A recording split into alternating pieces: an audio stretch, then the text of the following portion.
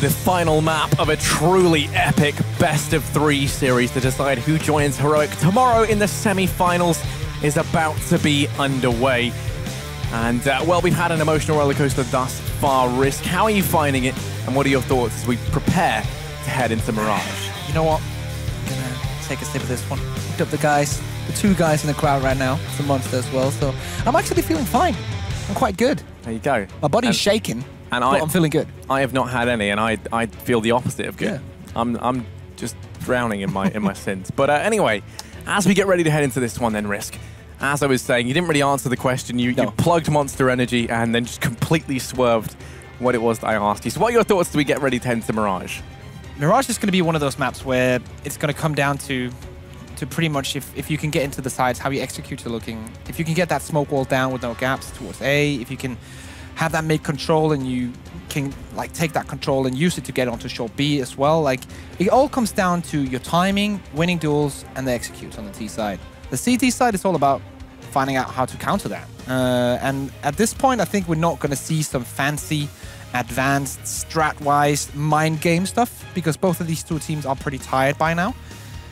So I just think we're going to see like fast run-and-gun CS with a lot of action to keep us entertained. My thoughts exactly. Similar. Makalele is someone I want to be keeping an eye on. I think this is a map which can be extremely just dominated by a strong AWPer, and he definitely fits the bill for that set of criteria. Of course, this is kind of this is the pivotal moment for both of these teams. For CLG, it's something that I think a lot of people had them pegged as winning. For Red Reserve coming into this, being the underdog, this is a huge deal, of course. They've faced countless adversities to make it this far, and they've been looking strong throughout. The somewhat unproven, untested, and now relatively, not necessarily feared, but maybe respected Swedish lineup is something which has been out to prove itself, and I think it has done that thus far at this event. And I imagine they don't want to see that cut short. Plus, you know, potentially you could see the rematch between NIP and Red Reserve in the finals if they make it through to the semis. That is true. That's a big chain of events to get there. This is the 6th map that Red Reserve are going to be playing today. Took a 2-1 win over NIG, and now they're also on map number 3 against CLG. Two American teams, potentially dispatching of them both, but now we're on Mirage, and it's going to be CLG starting out on the T side, Red Reserve on the CT side. And just seconds away as both teams just want to get this underway, get this rolling. This is the last map of today. And I want to give a huge shout out to everyone in the crowd. Those people out there, and also everyone at home. But most of all, Harry, I want to give a shout out to the analysts in the green room and Stunner as well. They're still alive. I checked their pulses, and they're surviving today. And they're doing a hell of a job. Yeah, it must be really hard for those guys lying down on the sofas, eating the food which is provided. So I go for the positive, and you just go for the negative. Just chilling out. In particular, James Duffield looked the most stressed, I would say. But regardless of all that, focusing on the task at hand, it is going to be the case that we're heading into the final map of tonight. It is 11:30 right now here in Valencia. The weather is still unseasonably hot for a British person such as myself. And I tell you what, it's about to get even hotter as we get ready to head in to the final map, CLG versus Red Reserve, NA and Australia versus the Swedes. Here we go, Mirage, a map that in the beginning of CSGO was dominated by Swedish teams. Fnatic, even back when they were called Epsilon, were dominant on this map. NIP pretty good as well, but Swedish teams has always had a history of being good on Mirage. The newer Epsilon lineup in the European minor last year did very well on it as well. Barbar with a very memorable clutch from short as well as terrorist.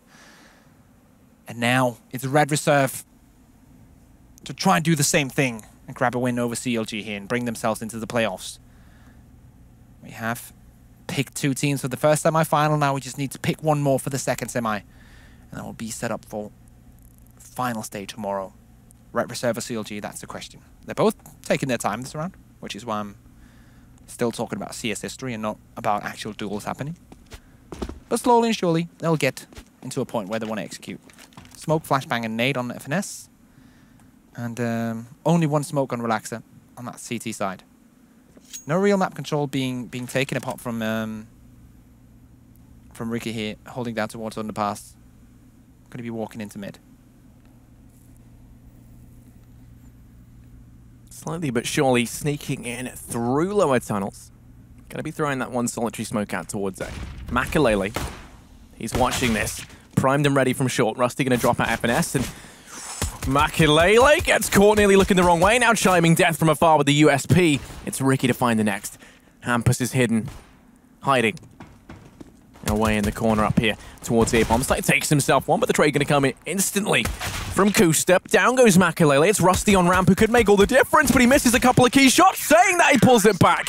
Freddy to round this off, and Red Reserve in with the pistol, in with their shot to take these first 3 rounds. And one of the things I find funniest is that when we looked at this, Red Reserve coming into this series didn't have the best pistol record. If we could bring that up at some point, that'd be fantastic, because I feel like it has dramatically improved since we last saw the statistic. And Rusty as well, like, he's been playing, this is his 6th map today of CS. High octane pressure CS. And he's hitting a triple kill in the pistol round on point with the USPS. That's very impressive. Ricky just getting gunned down once again. Rusty with an M4 frag. Going for the double M4 WMP scout buy on that CT side. Full pistol setup for the terrorists. Kusta gonna eat an 8 up in top mid, but FNS in the backline drops Hampus out of the round. Continue. Oh, that scout hurt. And then Makalele was there to finish him off. That sound you heard was Driss just popping the top of a monster.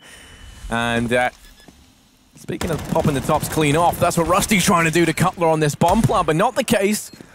And he managed to get the bomb down, and actually Cutler gonna go ahead and take 2 of his own, only on 6 HP. Makes this round interesting. Makalele and Freddy heading on into the site. They've done some serious damage in the CLG camp. 16 HP now between them. Deegs within the site. The Molotov to burn out CT. That's where no one resides for CLG. Color takes the peek. He's doing some serious damage, but he's fully flashed. Freddy does get the trade. It's a 1-on-1, and he's doing some serious damage. Ethan finishes it off, but he clutches it out in the 1v1 with the Deeg. Fantastic stuff from CLG, as they go ahead and claim one straight back. A round that they had no business getting. Look at this, right? It opens up with Cutler just being magnificent, being genuinely spectacular. And then they don't show Ethan, so I guess we don't care about him. It was magnificent. It's all Cutler. And very important that the CLG coach constantly trying to hype up the players. And look at that! Brings it straight back. Hampus with the Deagle connection. But as I said, like, very important to keep up the hype here. Not only just analyzing the game, that's also the role of the coach, and come with the specific insights during the timeouts, but just to keep the players rolling. He can't communicate with them, but he can keep them hyped. And that's a very important thing right now. I think stamina and hype and momentum could potentially decide this game, or be the last 10, 5, 15, 5, 10, 15 is probably the proper way to say it, percent that could decide this, because we all know these two teams are incredibly close right now in skill and execution. But that last tad, that last percent, could be the difference maker. CLG sneaking down mid, taking a leisurely stroll in through this highly contested area of the map. Gonna smoke off window now, turning their attention to Stalk Relaxer. Gonna have to step up with the Deagle. We already saw CLG do it initially. And he's in window. Not window, ladder room. Down goes Cutler. Ricky trying to pull things back, does find one. The peek comes in from Relaxer. That's bomb dropped down in mid, and that could make all the difference. FNS and Kusta find themselves in a 2v4. Make that a 1v4 as FNS goes down. Relaxer's going huge. Kusta does put a stop to the madness. Turns it into a 1v3, has to pick the bomb up, doesn't check the close angle, finds the first, but the trade comes in instantly from Freddy. Back and forth once again. Red Reserve get themselves a second. It's the signature of these two teams in the best of 3. It's taken round back, round after round. This time around, it's Relaxer with a triple kill to ensure that You're going to win this. The Deagle proves too strong, and then the AK afterwards, forcing CLG into a scrappy buy. Armor and most of the players. Kusta, of course, going without armor because he's saving up for the AWP later on in the game. Let's see if they can make it work. If we have to look at the statistics so far, they're going to get this round because economy does not make any sense in this game. You can win duels with a P250 head armor against a fully bought up M4. No worries. Not that one, though. Not in the hands of Hampus. CLG decide that mid isn't for them. They figured it was early on, but now, no, it is. Never mind. CLG very dynamic. Going to be seeing FNS rotate back through T-spawn. This is suggesting the A play going to come through as they smoke off window. Now looking to send 3 through connector. Hampus has been smoked off, but he has Makalele on short. Makalele going to take the peek out. Look to try and shut this down. If he doesn't take the peek, then there's no information for Rusty or for Hampus in this engagement, and that means these guys have got into the site. It all falls onto Rusty now to try and keep CLG at bay, and he's going to fall. Doesn't see anyone, just shot through the box, put out of his misery, and the bomb plant will come in for CLG. 3v4 in the retake. What is going on? Hampus coming in from jungle. Trying to spot these guys out. They have to be careful, especially as FNS is lapping background through mid. He's going to be the difference maker, potentially. He's going to fall, but they had to take time to deal with him. A 3-on-3. Going to ensue. In CT, Freddy Frog, the first man to hit the deck. Makalele next to fall. It's all on Hampus. 1v3. Finished off. CLG in with a second. We go back and forth and back and forth. I think from now on, I'm just going to predict the team that is force buying to win the round, and I'm going to look like a wizard or something, because that's what's happening right now. This is defying most CS logic. Usually you would say that the team with only pistols would not have the biggest chances, especially on the C side where you can CTs can just hold position and use their utility to kind of block you out and take duels at advantages to the CT. But it's just not working out right now. This time around, Mac 10, 4 rifles on the T side. And CLG are taking their time. The bomb is dropped far back, so they don't want to commit to something just yet. They want to stake out the different bomb sites, try and figure out what the best option is, where to go. Yeah, CLG once again turn their attention out towards mid. Their one friend. Relax it. Holding this from ladder. Rusty and Winter, they've got 3 players who could potentially peek into middle. No excuse for not trading. Just going to be holding the fort. Hampus the first man to take the peek out from connector. Is in danger of being caught off guard. CLG. Now, Molotov off short and window. This leaves the options open. They can take the peeks and start to head up there. Doesn't close any avenues off, but does disallow the aggression from Red Reserve. Hampus peeks out now. Falls to Cutler. Man advantage taken. Relaxer trying to peek out from short. The smoke falls with perfect timing to allow CLG to push up through connector. But it's Rusty hot on the hills with a UMP chiming in death, but no finesse. He's going to be immune to that. CZ trying to shut this one down, and actually the frag's going left and right. Relaxer to keep Red Reserve in this one. 1v2. They've got themselves the bomb. CLG going to get that down. And Relaxer with the Deeg. Has to try and retake this site in a 1v2. Sneaking on in. Bomb timer ticking away. They have the crossfire set up. Relax. Oh, relax. It just wasn't meant to be. Yeah. Definitely physically caught that nade in his chin. Yeah. Thought it was an apple. Went for a quick bite. Did not turn out to be an apple. An explosive grenade. There we go. Get that slow motion, boop, straight to the face. And then lands below him and explodes. And now Red Reserve falls into a full eco. 100% eco. Nothing is purchased on the CT side right now. And Kotla is... Whew, he has a chance to pick up so many frags, but he will be shot down through the smoke. There's literally 4 CT standing in the window shooting at him. And they're getting dinks in, though. Like, get Kotla down. Doing damage to Coaster. Well, dinks is probably an overstatement, but they're getting damage in. Coaster on 60 HP. If they can get 1 more kill in this round, I would say that's actually mission accomplished for them. They invested nothing into this. Makalele's being sneaky, trying to be a ninja, but he tried that once before and it didn't end well. He's made his way in through jungle. Actually tapping away, does damage onto Ethan. Now if Relax can take this peek, pick this frag up. As you said, that would be worth it. Damage done. But the timing not going to allow it. Ah, it's not meant to be. Kusta finishes that one off. CLG in with a 4th round. It's great to see some rounds coming consecutively. Breath of fresh air. As now the buy comes in from Red Reserve. Yeah, and this is an interesting one. 5 rifles on both sides. 4-2 is the scoreline right now. Full utility setup for CLG. On the other side of things, Red Reserve lacking a bit. Only 1 Molotov. Missing the smoke, missing a couple of flashbangs. So I'm very curious to see what they want to do here. How they're going to hold off this B push. Because Freddy has a smoke and a flashbang, and he should probably put one of those down now as the push is coming in. He's actually forced back. There's nothing he can do. Makalele is not going to work out with the crossfire. They're going to be just taken out. Kusta grabbing a double kill. Relaxer coming in. He's not going to get anything else. Kusta's going to get the triple. Hampus and Rusty forced to move out of the bomb site. There's nothing they can do. This retake is not happening at all. There's no reason to go in. 2v5 retake is not going to happen. Decide to save their weaponry, and Kusta just single-handedly, Nico in Mousesport style, goes into a bomb site and says, hey, I'm just going to clear this, guys. You can come in now. I've done all the work. Plant the bomb, whatever. I'm out. Peace.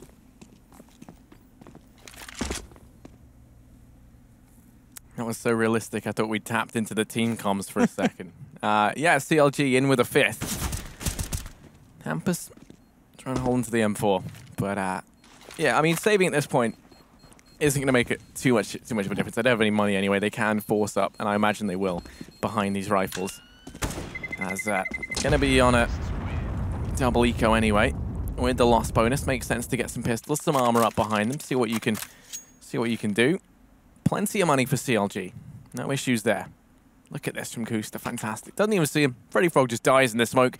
Doesn't understand what's going on. Kusta continues his reign of tyranny.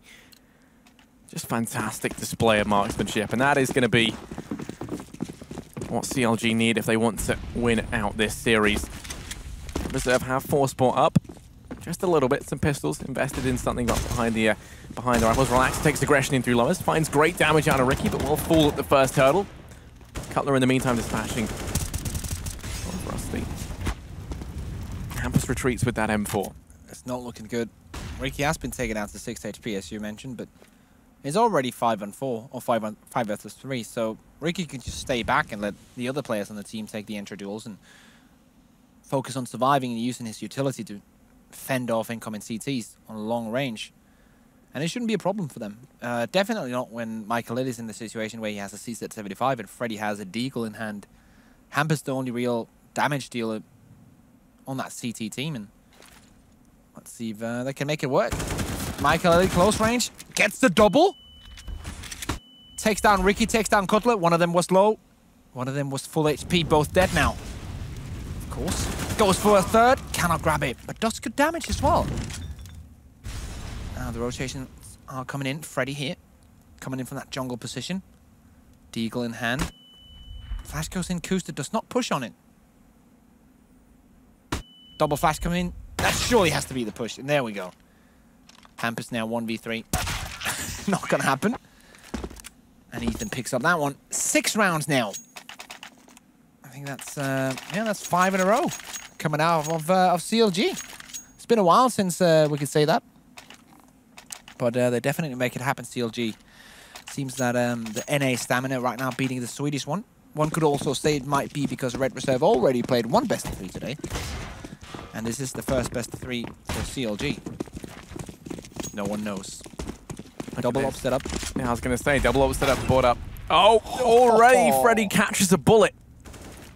Right in the skull. He's not looking too healthy. Damage done from CLG. They heard the dink as well.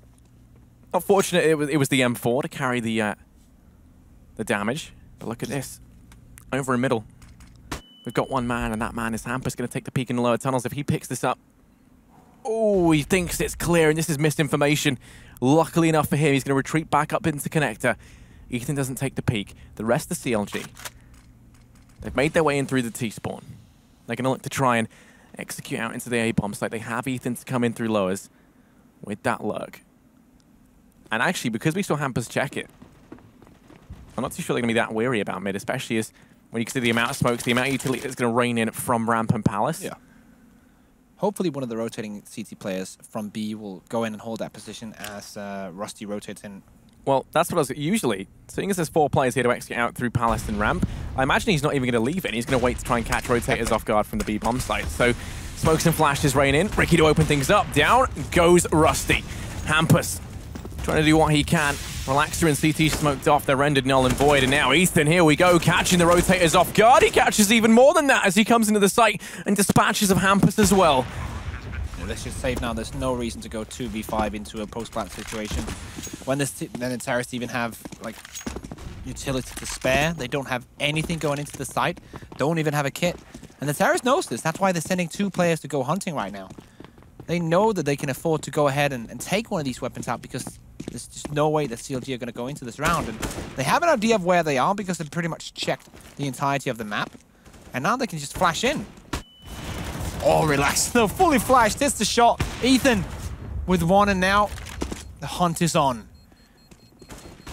Relaxer, will he survive? Misses the no-scope. Goes down.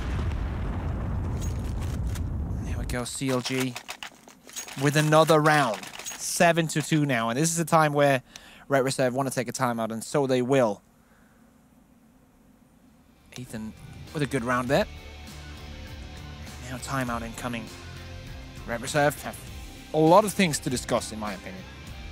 Not much is working out for them. And it seems like CLG have found their game. It took them a while, but now it seems like they're on point. Red Reserve showing some signs of fatigue. They are definitely struggling. CLG, they've looked fantastic in these last couple of rounds. They know exactly how to counteract what Red Reserve are doing. When we look at it, we've seen them really focus on mid. That isn't just a rinse and repeat strategy. It's because Red Reserve are struggling to hold it. They don't have a dedicated window player. The economy has never really allowed for them to have the AWP on mid as much as they would have liked. There's the player that they have in connector, and that's usually in the form of Hampus, but he's so fixated with having to help out the players on A. I think it's Rusty who's been playing with, Relaxer over towards CT spawn. And CT spawn is a great position, but it's one that you could very easily get isolated from. All it takes is 1 smoke, and he's rendered entirely useless. And then that means you're relying on Hampus to come through and try and help out. And the second he rotates out from connector, mid's a very easy feat for CLG to take. So that's something that Red Reserve ideally have to try and figure out how they're going to fix it. I imagine that's what the point of this pause is going to be. Yeah, surely. And the unpause. I was going to say, I thought it was being called in, but apparently I'm seeing things. Yeah, at a point where we are on Mirage as well, so seeing things actually does make a lot of sense. Just imagining things that aren't really there. But 10 seconds remaining of this pause. The player's just using the time here to catch a breath and just make sure that they're mentally ready for this upcoming round. Definitely Red Reserve. This is not the round they're looking for. Investing a couple of pistols into this one. The next one is the target. 3.2k on Relaxer, 3k on Michaelelli. That means that they can get an AWP on either of those players if they want to. Here we go. Pushing towards middle from CLG. Looking to come through once again. 3 players here. Hampus this time changes up his position. He's playing over in window. Does only have the Deeg. Curious to see how they are going to remedy this. The standard play with Makalele on short hasn't really been working out. In this round, at least, he's headed over towards A. Curious to see if that is going to be a permanent switch up with these positions. Obviously, this is a pistol round, so you can't really take too much away from it. But it looks like CLG are fixated on the idea of going B, and that couldn't be more in their favor. Freddy, the lone frog within the site, trying to hold this one down. Does find the first. He's fully flashed, and he's now got himself an M4, that much more deadly, but he eats a nade. And that is going to put him down. All of a sudden, the B-bomb site comes crumbling down around Red Reserve. The bomb plant going to come in from FNS.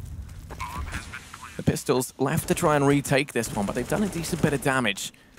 Smoke is down up in Apps. Hampus, he's not phased. He's going to go straight on through. Nearly catches Ricky off guard, takes the peek and snuffs him out. Down goes Hampus. At this point, Red Reserve not too keen to head in like lambs to the slaughter. They're going to make the decision to go for exits, try and save what they can into the next round. It will be an 8th for CLG, which if you compare it to their performance, it has just been gradually picking up throughout these maps. No. Talking about gradually picking up, the economy of CLG is getting better and better round by round right now with surviving 4 players. A bunch of them will be 10k plus before buying their smokes and nades for this one. So good money on the CLG side, leading 8-2. Definitely them in the driver's seat of this game right now. On the other side of things, as I mentioned, Red Reserve would have money to get 2 orbs. They have decided to go for that on Michael and on Relaxer. The remaining parts of the team, full utility stacked up. Michael and Relaxer missing 1 or 2 nades, and that's fine. But they have the double up set up on that CT side, and that's what they want. Hampus' early aggression does not really come to anything. Michael with the orb in mid. And if they keep CLG out of mid, then Red Reserve should win this. Makalele, he's playing in connector. They've switched it up. He's no longer over towards short. They've made him the A-man. Coaster's been allowed to get up behind the boxes. Throws the smoke down. That's going to be for the cross on A. That smoke even going down to me suggests that they're going to try and perhaps fake this one out. They're already sending players up short. Window's been smoked as well. The pushing towards B imminent here for CLG. Freddy's the one who can put a stop to the madness. 3 players on short, about to come around the corner. They're going to be boosting one up, but he spots it. Kusta's quicker on the trigger. Cuts down Freddy, but Relaxer within the sight on the AWP, doing damage, tagged away. Nearly gets caught out from short, dancing around, but he's still getting frags. He's now on 2 and then finishes it off in style, flicking back and forth. All they needed was the AWP's little pat on the back from their coaches. He's going around, he's congratulating everyone. Good job. Look, Makalele didn't get one. You know, don't want to thank Makalele? He doesn't need it. Makalele has so much confidence. He's so focused. And the double AWP setup working magic once again seems to be the savior of many CS teams in this day and age. CLG going AWPless for this round. Focusing on what looks like right now a quick A split with mid control coming in to begin things. Gonna have to face up against Hampus then, relaxing that mid. Here comes utility from both sides, sailing in towards that A-bomb site. But still no push. Gonna boost one up in window, get that jungle control, and then they're gonna execute. Relax, they're just on fire with the AWP. That's himself one. The double up setup is clearly the change that Red Reserve needed. Hampus dancing around on the stairs. As we go into a 2-on-4, bombs dropped out in the A-bomb site, firmly in control of the Swedes. Carla's over on short, gonna jump up into window. Don't actually hear him get in there. They have to be careful, Never mind, Freddy's gonna be able to watch the angle. Does drop him out, leaving this all in FNS. 1v4. 50 seconds left. Bomb dropped out in the open. 2 players in CT. Hampus about to take the peek on out. Finesse rounds the corner and will be finished off. Hampus secures the 4th there for Red Reserve as they soldier on forward. Money starting to be depleted here for CLG. They have to be careful. It was once a bustling economy. Still looks fairly decent, but they have to be wary. You can even see they've not opted to buy up any AWPs. None of that. Trying to keep the money in good stature over on the T side.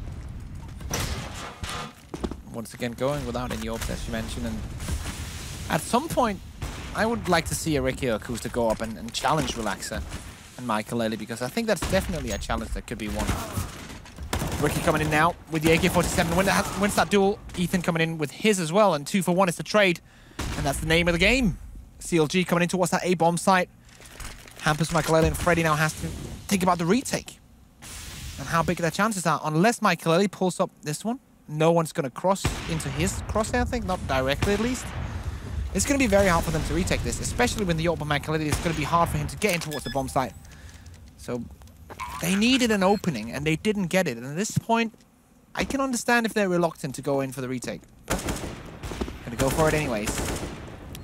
With the amount of utility they have, they want to try and put it to use. If they can force someone out and then find an opener, then this is still worth going for. But with Oh, there it is. Makalele pulls it back, and now it's all on FNS and Cutler. Freddy was looking reluctant, but now he's in CT. Going to be in the back line, spots out FNS. The peek comes out from Cutler on ramp. They get caught in the crossfire, and they're just going to get mowed down through the smoke like lambs to the slaughter, chipped away at FNS to finish this off. CLG in with round number 9. He steps up in a big way when they needed him to the most, and that is another round here for CLG.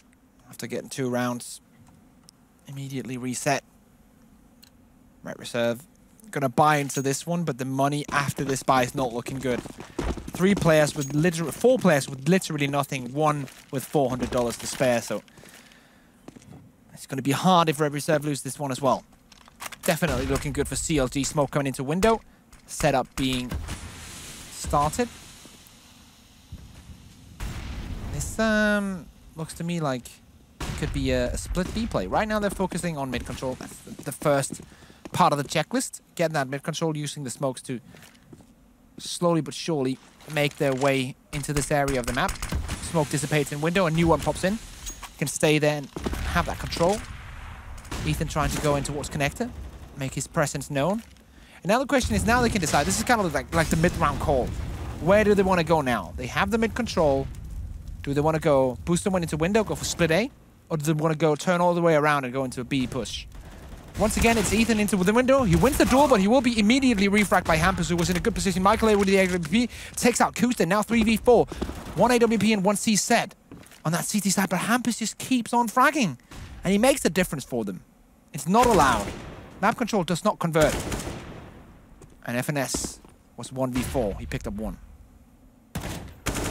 Still has more left to find. Has isolated Freddy over here towards B. He's got himself the bomb as well. 30 seconds left. And as he gets spotted, he's going to have a change of heart. Makes his way in towards the A-bomb site.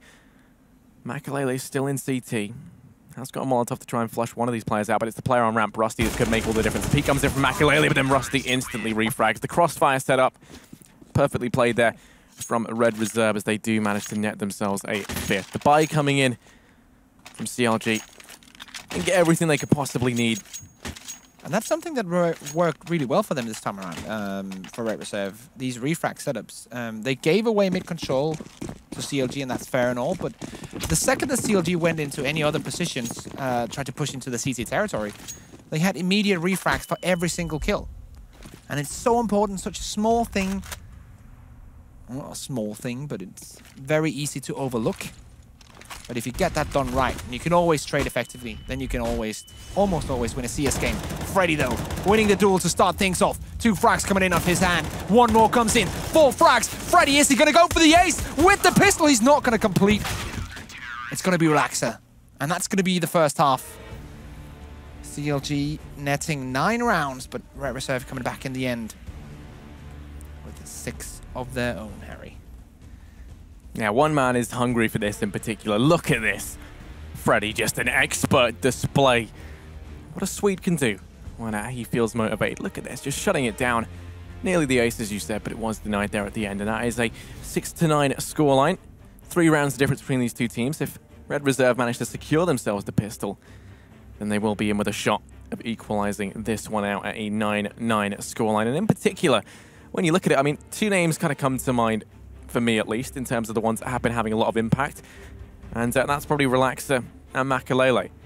And I think, you know, heading into the T side, we can really see these two have some more impact, open things up into sites. Whenever you have 1 or 2 players that are doing particularly well, you can use them to split a site in 2 and then have the rest of the team move into support. It's a lot more tricky over on the CT side to do a similar. Let's have a look. The pistol round coming in. 5 seconds to go. And now we have some of the DreamHack guys in the crowd. We have switched out all the local Spanish people with local DreamHack employees. Very nice. Good bunch of people. Same with the Spanish ones. They're all good. Now, 5 pistols. Armor on the CLG side. On Red Reserve, they're going for 2 flashbangs and a smoke, and armor on the rest. No raid boss setup. That's gonna, looks like an A push. Some decoys being deployed towards mid, but here comes the push. Surely now, Red Reserve. Not looking to be tapping away. Gets himself 2, trying to get more work done. The bomb has been dropped on ramp, and Cutler, He's now on 3. He wants to try and make this a quick affair as he shuts down this play out towards A. Doesn't want Red Reserve to live to see the light of day. Kusta chiming in with one more as he makes all of Makalele's problem go away. Hampus, 1v5 within the site, has himself the bomb, but so many members of CLG looking at him. He gets himself one, but that is it. Cutler with an impressive 4K there to secure that pistol round for CLG. And now 10 rounds to the 6 of Red Reserve. Cutler just tapping away and get a nice cheeky little replay. Good stuff coming out from him. But as I said, 10 to 6 right now. Red Reserve going, well, it's almost like we're playing Sea of Source again. We have the Deagle Eco. Well, not really Deagle Eco since they're all but head armor, but 5 Deagles coming in for Red Reserve. And throwback feeling for an old Sea of Source player like me. Very nice to see. But it's pretty much up to their aim right now. If they can make anything work. They have no utility to back themselves up. They have to win the aim duels. And the CTs, they have flashes, they have smokes, they have pretty much every grenade available, plus weaponry that can spit bullets.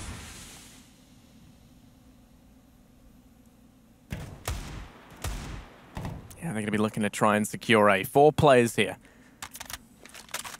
Thanks to your brief history of the Deagle. We now know as they make their way in, they're going to be a force to be reckoned with. Relaxer. Trying to open this up. Eaton spots the player out in Palace. Taking it a fair bit of time. Makalele's rotating on round to try and rejoin the rest of his team. Sneaking on out. It's Relaxer. Damage done, but he finishes off Ethan in the engagement. Now they continue this push. Hampus in with another. History's going to repeat itself because Hampus is a machine. He's now on 2. Ricky and Finesse, all that remain. Damage being done. They do manage to pull it back into a 2-on-3. Freddy Frog doing what he can, but FNS will be quick to shut him down. Over-facing a little bit here. Red Reserve have now made this bit of a terrifying scenario. Flash out from Hampus as he takes the peek. Gonna opt to go for the MP9 instead. Weird decision to try and take the duel into CT, but still the MP9 best gun in the game. Notoriously finds himself one now, switches out to the Deeg, does it for style points, and there he is, Hampus! The man! Gets himself 4. Fantastic stuff. 3 with the Deeg, 1 with the MP9. He's my hero, Hampus. You are sensational. Just like Source, the Deagles always win. There we go, what a magical round. That wasn't actually really down to the Deagle being an overpowered weapon like back in Source. That was just Hampus being clinical with his headshots. Wonderful to see. And after so many games, he still has the stamina to pull off a round like that, a 4K like that, forcing CLG into a pistol.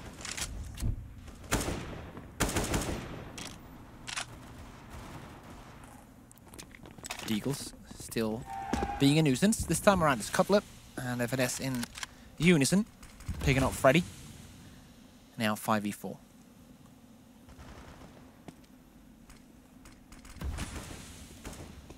Hampus, the man of the hour.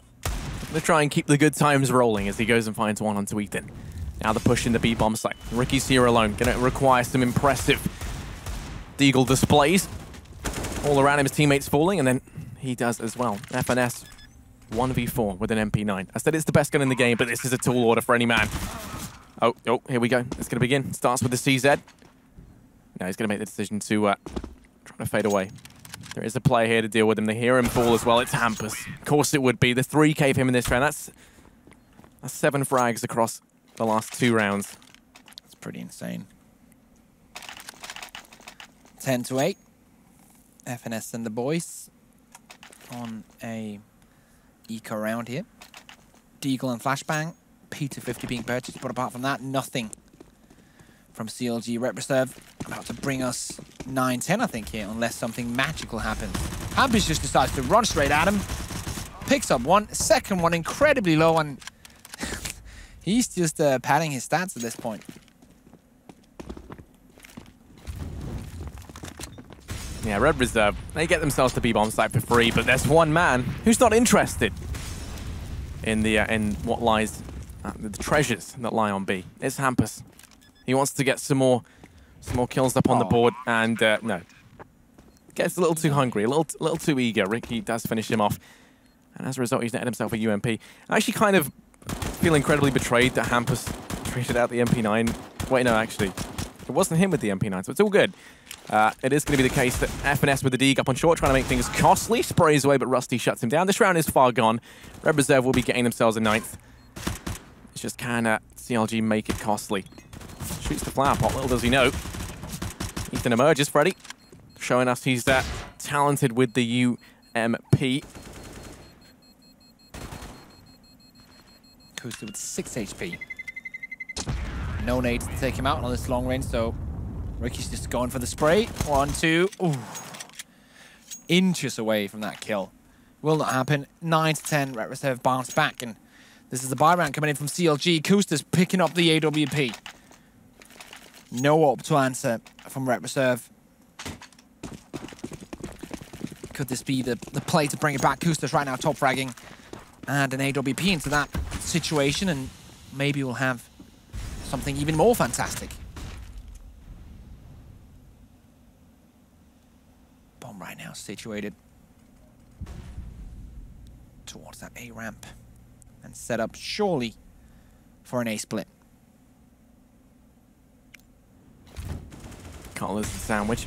Ricky's the first man to fall up on short. The push comes in from Red Reserve, and Cutler takes the peek on out. Ethan within the site, going to be doing some serious damage. Drops 2. Cutler now emerges from behind the smoke and takes 2 of his own. It's all on Hampus in a 1v3.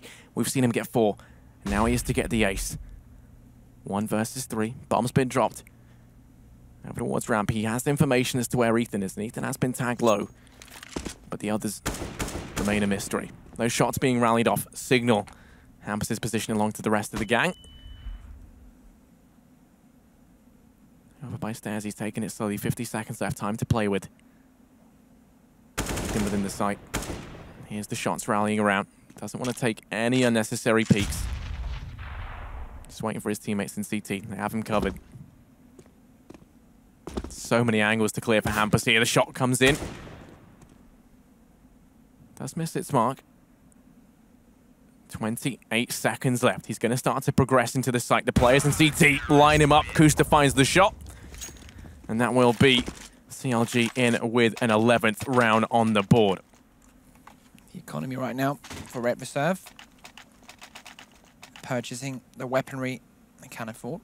Relaxer with 7.4k still, so definitely going to be buying up here. If you have a look at what is left, we have 2 players who cannot buy in the next one, so this next round is going to be tricky for Red Reserve. Probably going to force it, no worries there, but it's not going to be a complete 100% buy, I think. 1 AWP and Kusta, 1 on Michael Ellie. Let's see if we can see some AWP magic coming out of this round. Early mid-control coming out from the CTs, but they don't find anyone. Nice shot for Michael Ellie. As I talked about AWP magic in that duel, he takes it out and takes Kusta out with him. And now Red Reserve with a 5v4 situation. And plenty of utility to go around.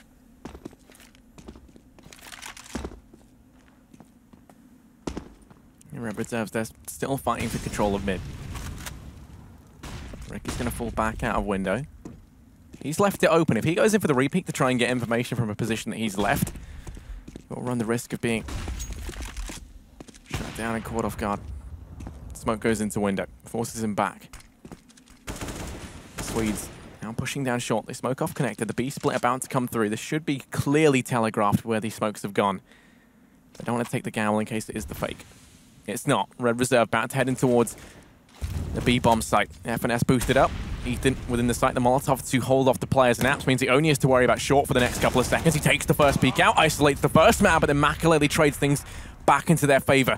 It's FNS on the boost spot. He's going to remain undetected, and this could be huge. He's just going to be biding his time, but Relaxer, not a fan of all that trickery, does finish him off. The man who checks his angles stops whatever could have ensued there from that positioning, and that is going to be Red Reserve in with a 10th, closing the gap as they keep 4 players alive. CLG forced to save.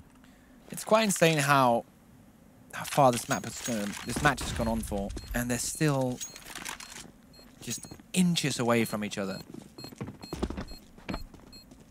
A single number of rounds, actually a single number of a round between them.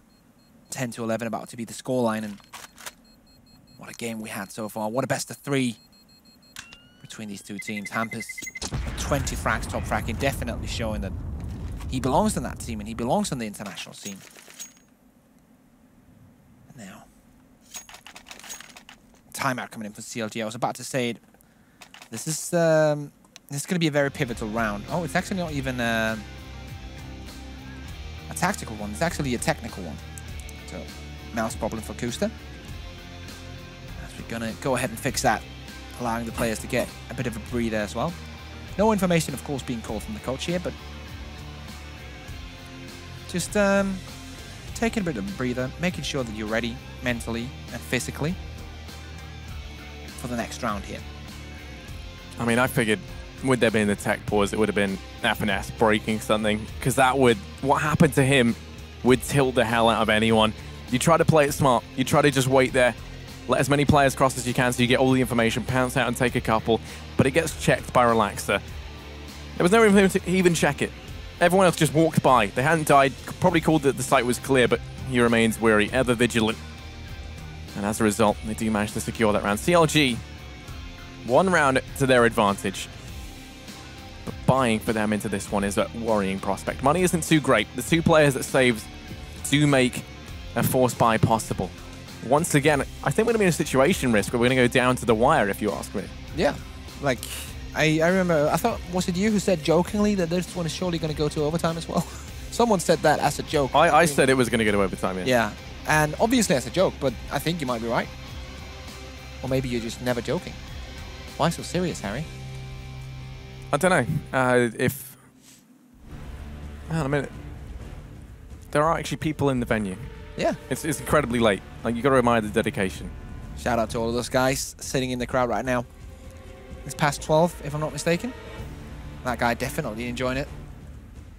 And yes, it's 10 minutes past 12, and we still have people in here watching CSGO. That is admirable. I have to say that. What we're waiting on right now is for Kusta to reconnect to the server. For those of you probably wanting to know, he had a mouse problem, and restarting the game. Hopefully he can fix that. But he hasn't joined us yet. So we're just waiting for that to happen. They meanwhile enjoy a lovely audience here in Valencia. I appreciate you saying the, you know, with the accent. That was nice. I do not speak Spanish, but I've caught. Oh, I could tell tell the accent. That's a bit of a bold claim, considering what I just heard you say. Anyway, let's look at the game at hand then, Risk. You know, you're the color here. I'm going to throw some questions your way. Just throw you under the bus completely. Do it. You know, we got CLG. They've been having a good time with things thus far, but their lead is fast depleting. Red Reserve, they've really stepped things up in the last couple of rounds. I think that's undeniable. They've won, what, 4 out of the last 5 rifle rounds. So, actually, wait. At least 4 of the last 5. Yeah, 4 out of the last 5, sorry. Only a couple of those being actually rifles. What do you think we need to see change, though, from CLG in order to maintain this lead thus far on their CT side? So one thing I'm looking at, and I know I've been saying this a lot, but CLG is a team that's built around the performance of Kusta and Ricky. And if you can get that double up going, then I feel like they have a much better chance of getting rounds. And right now, we see Kusta sometimes pick it up, but never in like that double duo when they have both Ricky and Kusta. And I remember back at DreamHack Summer when they really impressed, especially on that overpass game where Ricky and Kusta just wrecked everyone. And that double AWP setup, that was just perfect. And I think that's what they need. They need, first of all, they need the economy to do that, which is in itself hard to maintain. Secondly, they need the confidence and the reflexes, which at this point, I guess, will be maybe a factor coming into that. But if they can get that double setup running, I think that'll give them the extra kind of spark to take this game home, because I rate that double up duo very highly. Or very high. And Glando's hard. I mean, I have to admit, when I first saw Red Reserve play, I was at the GeForce Cup, and they came into it. They're a team that I hadn't really seen too much from. I don't think many people had. The only other time that I'd actually seen these guys play was during the qualifiers for that event, which I was also involved in as well. And they got picked up by Red Reserve for GeForce Cup, and the fact that they've stuck around with the organization is quite telling. A lot of some organizations do just pick up teams for an event, and then that's it, they're gone. But they clearly believe that this squad can produce results. Even Makalele, when you look at him, he's someone who's built quite a name for himself within CS. And, you know, he's a very talented player, has played with some of the top teams, most notably, I'd say, NIP. Yeah. You know, had kind of brief phases in other teams as well. There we go, look. Handsome man. Not wearing his signature hat, though. But, yeah, anyway, as I was saying, he actually came in originally. I think it was as a stand-in. Zadish, who used to be in the roster, wasn't able to attend GeForce Cup. So Makalele came in, and then he just ended up just saying, you know what, Zadish, see you, buddy. Makalele is 10 out of 10. Yeah, but they ended up keeping him. But the fact that he stayed around and, you know, actually took them up on the offer of joining the team, which originally everyone was like, no, he'll play in this event, and then that'll be it. You know, like he might end up just going. He actually then sticks around. He's someone who, you know, clearly has faith in this team, then, all things considered.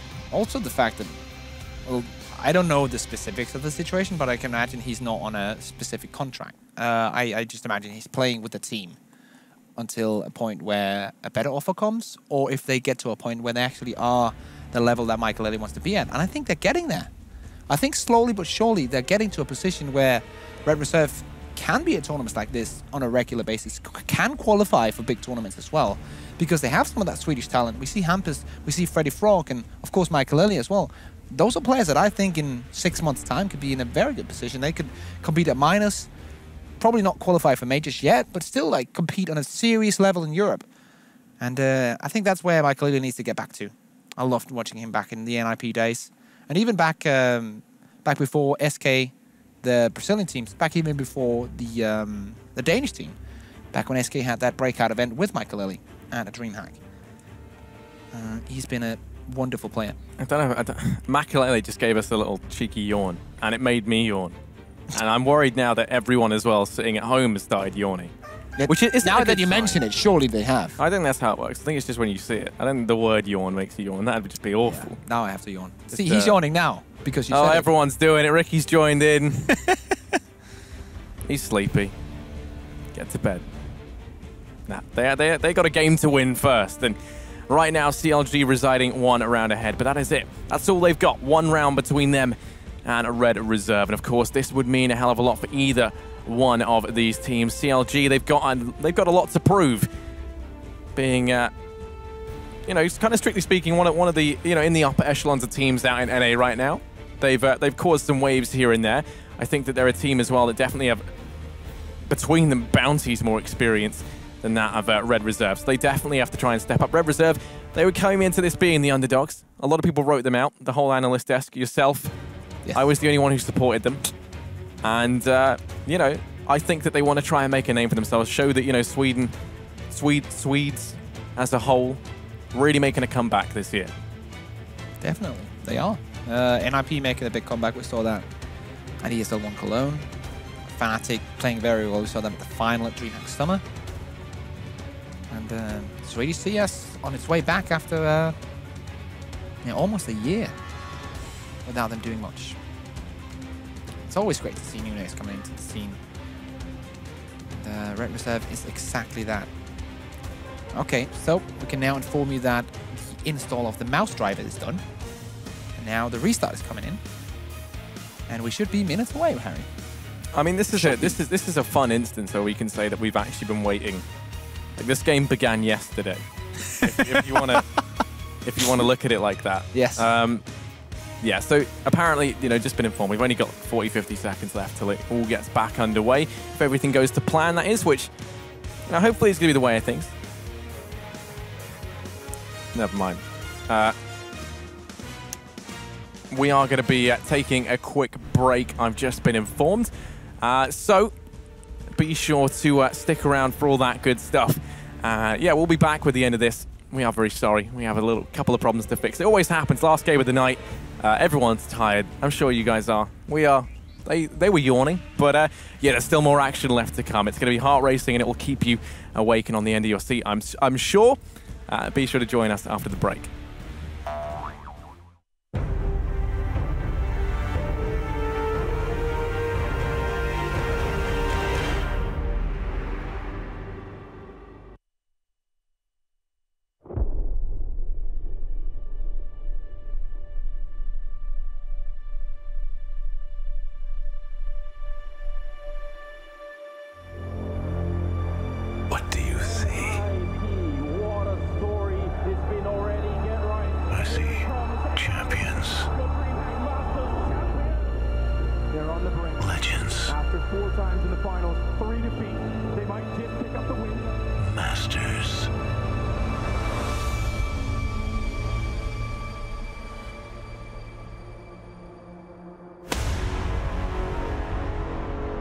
defines a master?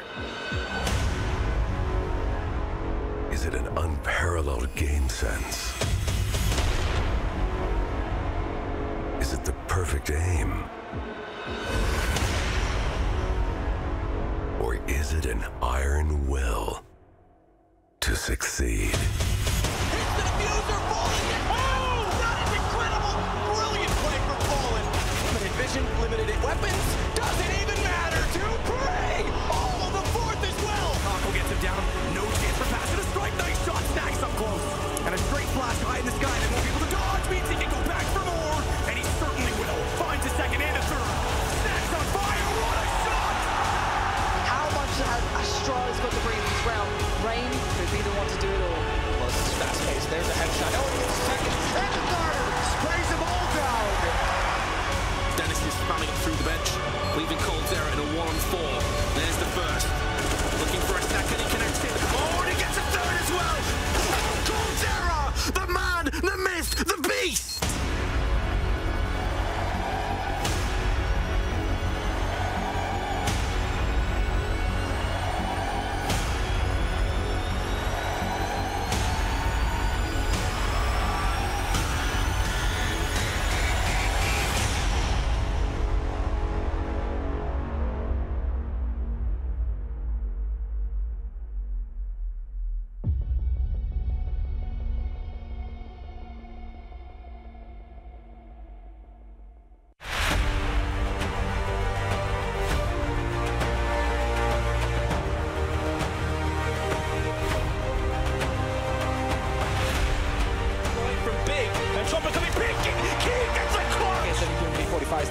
Is just ripping them apart, sneaking in. They're not paying attention right now. Come on, they're going to reload. So smart for Blade. He gets on the bomb. Flash comes out. He's going to slide out though. Finally, the throw.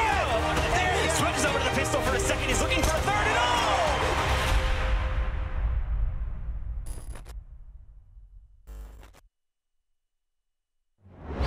What up, guys? This is Jordan Gilbert. We work with the world's top pros to teach you how to take your game to the next level with constantly updated training content. When you're done watching and want a trainer warm up, just a few clicks will put you in your preferred training mods like Deathmatch. But why warm up for a match on Mirage by getting shot in the back on Dust 2? That's why we built Duels, real fights and real maps. 1 minute in Duels is like 20 rounds of real CS. Exclusively available on Boomio.com.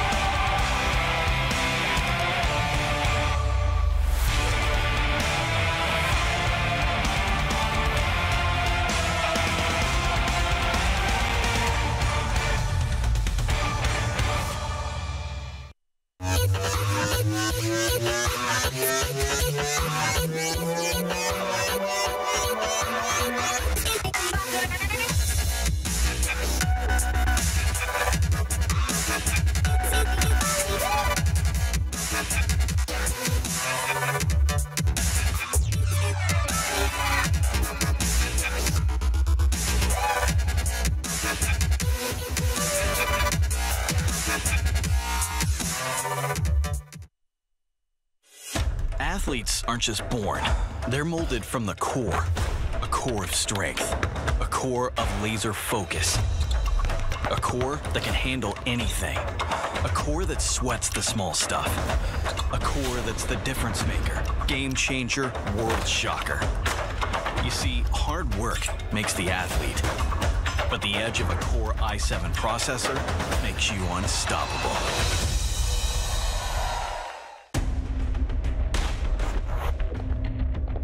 Grab your gear and let's go.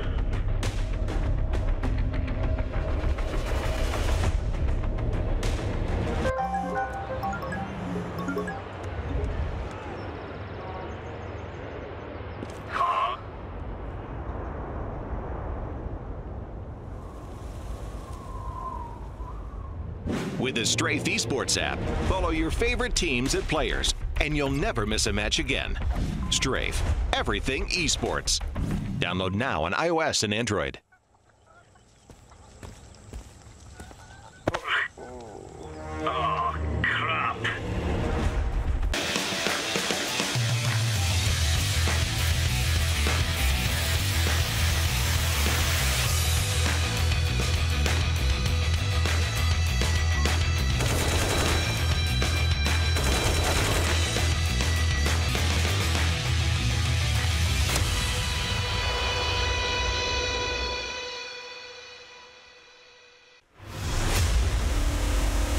I can't understand people watching somebody play a computer game.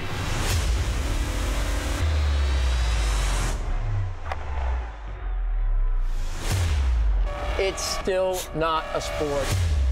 It shouldn't be on a sports network. But I don't know if athlete is the right word.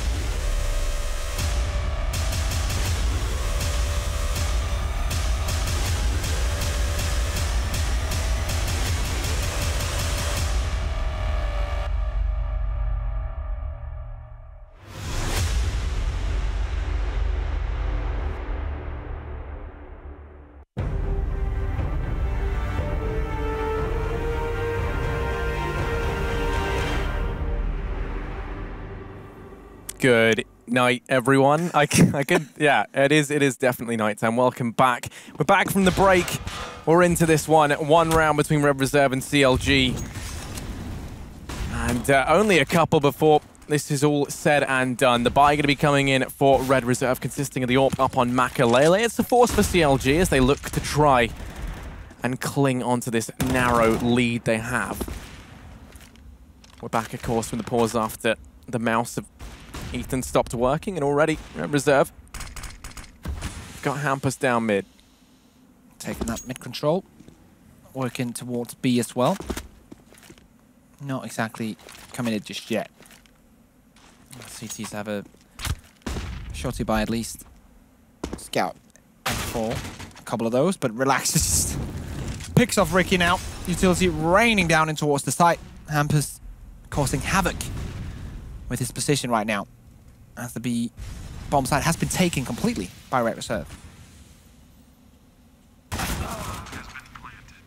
Yeah, down goes Hampus. Bomb going to be planted in the B bomb site, and CLG not too keen to try and go for this one, even in the 4-on-4, as they look to try and save these rifles. Smart play to make. When you look at the money, it has been entirely bottomed out. If they can save on 4 players, though, they will have no issue taking something into the next round. It's going to be the case, though, that Red Reserve aren't too keen to go hunting. Just going to let them get away with it. The only man who isn't in any danger is going to be FNS. I like that call. They need definitely to keep on building that economy and just keep those weapons with them. FNS has a chance to pick something up if they go running out into his aim, but I don't think they're gonna. Should just stay put. And while we have this time, I'd like to retract my previous statement. I actually said that Michael Lillard was not on a permanent contract. I've been corrected.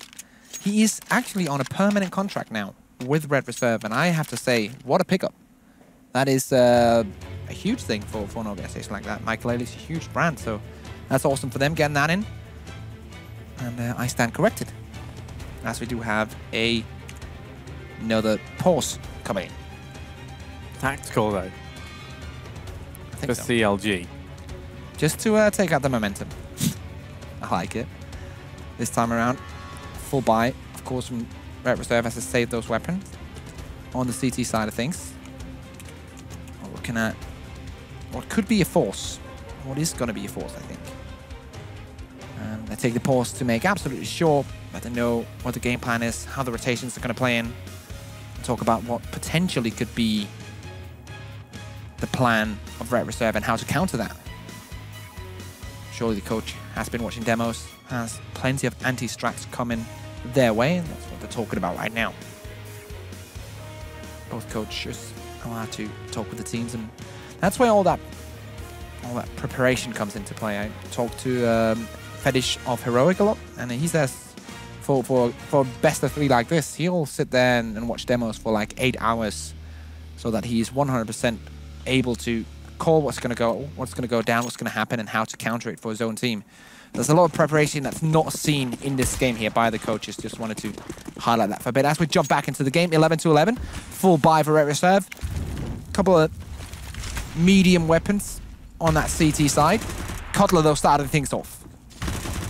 Yeah, looking to try and keep the aggression going. FNS going to get rid of Relax. Makalele still alive up here in the apps. Has to try and get CLG off of his bomb. It's been dropped. CLG have it in their control, but Hampus is here to try and put a stop to the madness. FNS, the man tasked with locking down this deadly device on the ground, is here alone. Ethan, within the B-bomb site, Trying to keep Makalele at bay. The scout feels like an AWP to Makalele as he's been tagged down low. Oh, FNS actually survives the jump across and then finishes off Makalele to add insult to injury. The bomb will be retrieved as FNS makes the decision to fade away. And this is largely because when you look at it, you've got Kusta coming in on the flank from behind, but Freddy Frog decapitates Ethan in connector. That's opened up a... Hampus is in a very, very tricky scenario now, though, as he's dead to Kusta. Coming on in from behind, taps away, down he goes. And now there's only 37 seconds left. Freddy Frog 1v2. Bomb in full control of CLG. This round has just been a series of 1v1 duels, and I guess that's what this game has come to by now. It's looking like CLG are going to win out. Trying to take it here, Freddy. Will not. FNS picks that 3K up, and now 12 rounds for CLG. After that pause, they come in with the round, and they needed to get the game plan under control. Now they have, and they got the round. Now 1 round lead. Can do the buy-up. Same can Ret Reserve, so it's not a big problem. But look at that win. Like, FNS is winning a duel against an AWP. That's a sick round from him. Very nice play from the in-game leader.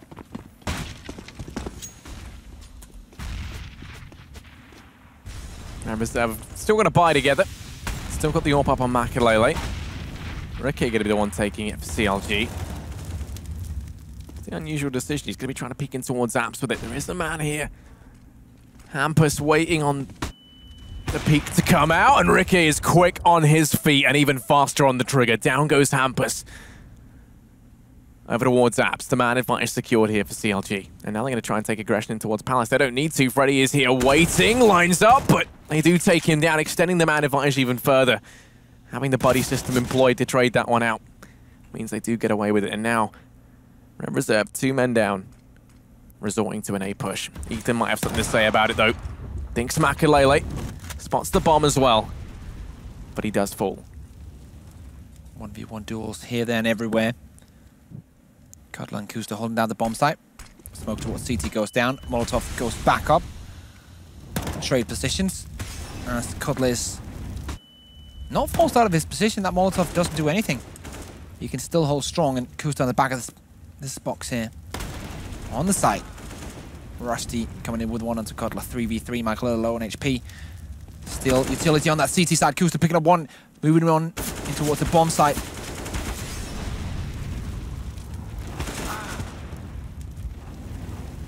Relax is going to pull this back into a 2-on-2. Down goes Kusta. Bomb plant comes in from Makalele. Going to fall Makalele into the site. Holding this one off with the AWP. And over towards stairs is FNS. Ricky with the AWP to try and help him out. Pop flash over the top. Takes the peek. Doesn't spot anyone just yet. Makalele going to go ahead and take the duel with the player on stairs, but FNS finishes him off. It all falls onto Relaxer. Over at ramp in the 1v2. Bomb ticking away. He's going to fall to FNS. Defuse comes in. And that is CLG now to charge forward with a 13th. Money not looking great if you're Red Reserve. And that's what I was talking about earlier. The win conditions for CLG is you need Ricky definitely to step up with that AWP. And with FNS helping him out like this, then it's very nice. Opening up, getting that 5v4, FNS coming in with the help. And now they have that double op set up. Kusta and Ricky about to break the back of Red Reserve, who only have pistols right now. CLG on the verge of round number 14. Yeah, this is probably the weirdest round there for them to don the double AWPs. Yep. Up against these pistols, you can fall prey to quick plays, in particular with the AWPs, especially as both of them are out towards the A-bomb site, but CT is so incredibly strong. It's going to go unsmoked. The Kusta now takes the aggression because of where the smoke has fallen within the site. Goes in for the peek. Down goes Relaxer. Tries to deny the bomb plant, and it is going to be denied by Ethan instead. Makalele with the dig. Does dispatch of Ethan, but it falls into Hampus. 1v4. He snuck on by Ricky. Finds him out in the open. Does manage to get the first and the second. The D-King. Hampus has awoken. Gonna look for that much more, but FNS does manage to drop him out. We've seen some heroics from Hampus, and this time it just was not meant to be as CLG charge on forward to a 14th. And this is the buy coming in from Red Reserve. They do have a little bit of a loss bonus as they lost 3 rounds in a row, but 3 of the players have brought down to basically nothing. So if they lose this one, it's going to be a semi-4 4 spy at least coming into the next one. And with CLG being on 15, that could be what decides the game. All or nothing for Red Reserve. Right now. It's been a long day. It would be heartbreaking to see them lose out after battling over 6 maps to get into that semi-final, but CLG have been very impressive as well. They've got themselves all AKs. Loading all their Swedes into one basket over here. In apartments, Hampus round in the corner. He's the man on the entry. Crowd walking along. The rest of the team now going to soldier on by. Cutler's in a great spot to shut this down, but he's fully flashed, hiding in the corner, trying to stay alive. He will be snuffed out. Ricky ever unsure. The only man that remains for CLG within the B-bomb site. Able to get one, but that is it. Bomb plant comes in. 3v4 in the retake now. Wasn't too much of a danger to you, Freddy, but he does go ahead and extinguish it anyway. Gets himself the bomb down. Going to be planted perhaps. Kusta trying to clear this out. It's so hard retaking with 2 AWPs. At this point, unless they get an opening for free, I wouldn't really go for it. Of course, Kusta can try and make his way in here, but he gets that on relax, and that changes everything. Because now it's the 3v3. 4v3 with 2 AWPs retake, that would not be a good call, but I can go for it here. Have 2 kids as well, but there goes Nate. Oh, Ethan, he goes down. Freddy to the rescue, and it all falls apart. Kusta not being able to back up his teammates from that position, and we'll go ahead and save the AWP. And it is needed because the money is not looking good on CLG. So Red Reserve going all in and winning with that round. 12-14. CLG could probably play... They're probably going to play like Eco around this, I think. Yeah, they should.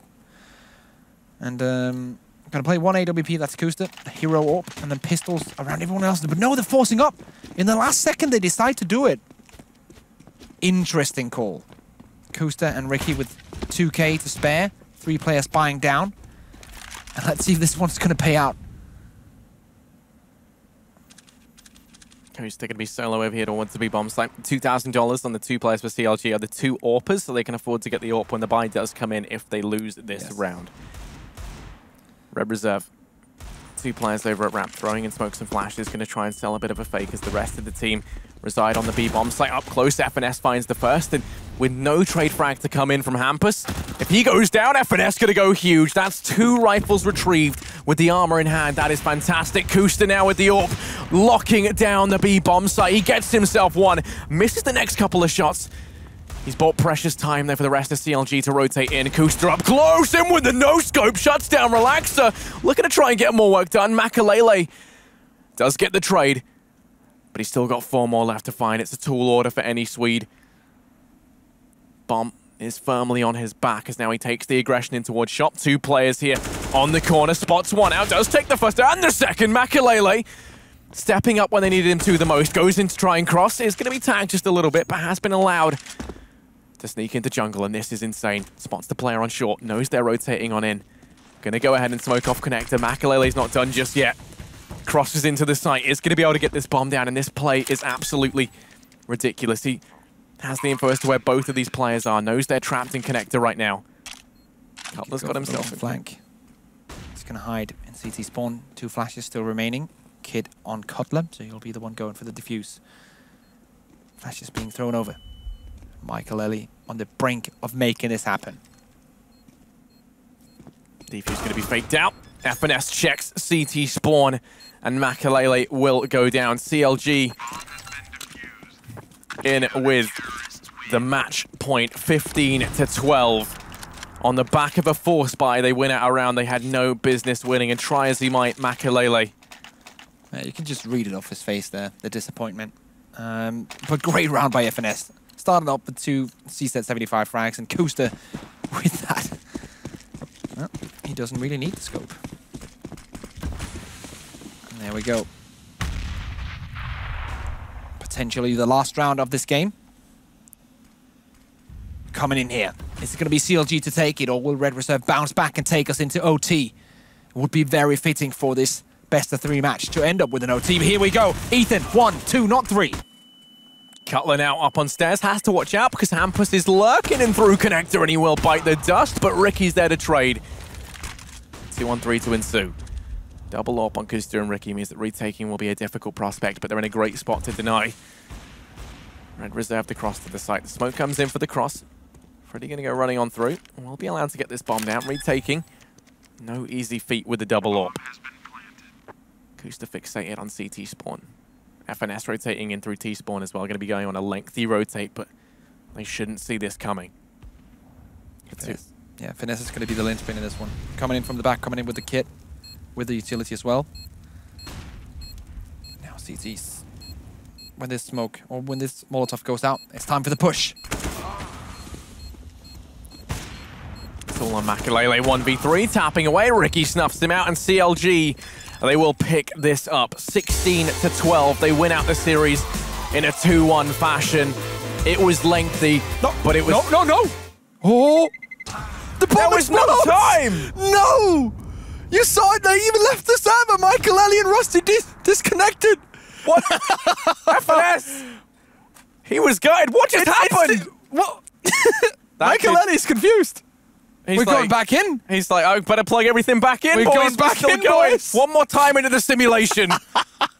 even the producers were confused. They started playing the victory music. Let's go. This isn't over yet. We can still see some more overtime come out of this. Yep. Hello, Reddit, by the way. Well, as we thought it was over, Harry, this game just gives us another surprise. Yeah, I have no idea. That is... I'm pretty sure it was because they didn't have time. Maybe I should have time with a kit. Did one of the guys without a kit go for the defuse? Whew.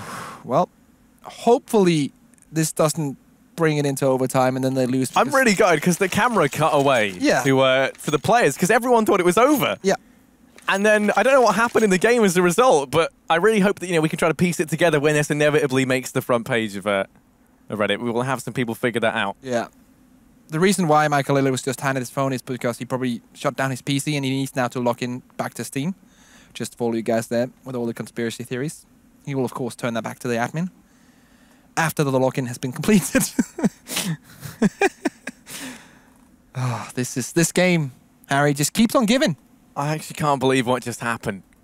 I mean, this is fantastic. I mean, if there ever was a cause to stay up till 1 a.m., just casting our hearts out, this is it. And yeah, I mean, the match rages on. Red Reserve, they've got 13 rounds. CLG, they had a bit of a false victory, and it's not every day you see that. What can you say? Like, there's nothing you can say about that. No one expects it. You don't want to see it. I loved FNS's reaction. He was the best one, Yeah. And Makalele was pretty good. He just left the server. He unplugged everything. He was. I mean, he got a 3K in the round like just before that. Understandably. Yeah. He was out very quick. But then again, waiting for a couple of players to rejoin. Actually, everyone apart from Makalele has rejoined now. But yeah, I would love. I'm gonna have a look at that demo when I go home. Probably not tonight. Probably tomorrow, and see what happened there because I'm pretty sure they had the retake going 2 guys without kits and 1 with kit. And if that was the thing that they just thought they won and one of the guys just jumped on the bomb instantly, it's so heartbreaking. Well, yeah, I mean, that's the thing. Like, FNS thought they'd won, right? Like, everyone did. So I think that is exactly what you said, right? They let someone without the kit defuse it instead of one of the players with, and then just didn't have time. In that sense, Makalele actually won the round because he bought so much time and confused them. That's a bit of a stretch. No, I know. Yeah, I'm just kidding, by the way. We'll give him credit, though. Yeah. Need to give him some kind of credit. Anyway, we're just going to wait for Makalele to get back in. He's the last man to go ahead and get in here. If the thing is, he was so quick to unplug everything. Yeah. Oh, wait. FNS said just letting that sink in. That's actually smart. They know they won, so they just unplug all their stuff and then give themselves an extra timeout to let that sadness just sink into CLG. But yeah, he's starting CS now, as they say in the chat. But if you're still awake... Oh, you know what I just realized? I know you keep trying to say your bit. I don't know. I'm not going to get that social media block at all. If CLG end up losing this now because of that, that would bring a whole new meaning to like the NA choke, Anyway, you can finally say your thing, but what I wanted to say was that if you're still awake, Harry, go on your phone, go on your computer, go to Twitter, hashtag DHOpen, and tell us what you think. Because we have social media going on here. The DreamHack guys would love to hear your thoughts about this game here. It's been an emotional roller coaster so far. And we're not done yet. Yeah, they just clarified in the chat. They let someone without the defuse kit go for the defuse because they thought they had time, and then they didn't. Oh, wow. Well, here we go. Let's go. Everyone's on the server. Michael Ellie says he's ready, and we can jump back in any second now, boys. 13-15 is the scoreline. CLG technically had it. They decided to throw it away. And now, presenting another chance to represent. Look at the money as well. Like for CLG, it's not very good. Have pistols here. That means Red Reserve probably going to get on 14 rather easily. This whole game is a massive meme at this point. Red Reserve, they've got rifles. They've got utility in there over here towards A. FNS is here alone. Playing it up towards ramp. Here's the one with the CZ. And the armor. We've seen him do some fantastic stuff in the past with this weapon from this exact position. Smokes and Flash is going to rain in, telegraphing the play. CLG rotating players around, but FNS going to go down. Man advantage taken as Red Reserve charging towards the A-bomb site, looking like they're going to be able to pick themselves up a 14th here. Ethan with the scout, CT spawn, ready for the shot. Attacks him. And Hampers goes down in the combination from Kuster. The USPS enough to kill that terrorist. Now coming in Kuster, filled with confidence, trying to take that battle. It's not going to work out. First time, he does go in, does tag Freddy down to 17 HP, but surely this cannot be the round. And Ricky, with 44 HP, will rotate away. And I can understand, he only has 1350 in his bank account. So not a rich man whatsoever right now. And the entire team of CLT, their money is not looking that good. They will be able to scrape together a buy, but it's not going to be a good one. Like Cuddle on 2900. Harry, I think we might be going to overtime on the back of a botched defuse. I don't know what version of the simulation we're in right now, but I'm sure Anders would be... I'm working my hardest to try and, no matter who the winner is, I'm trying to get us an FNS interview.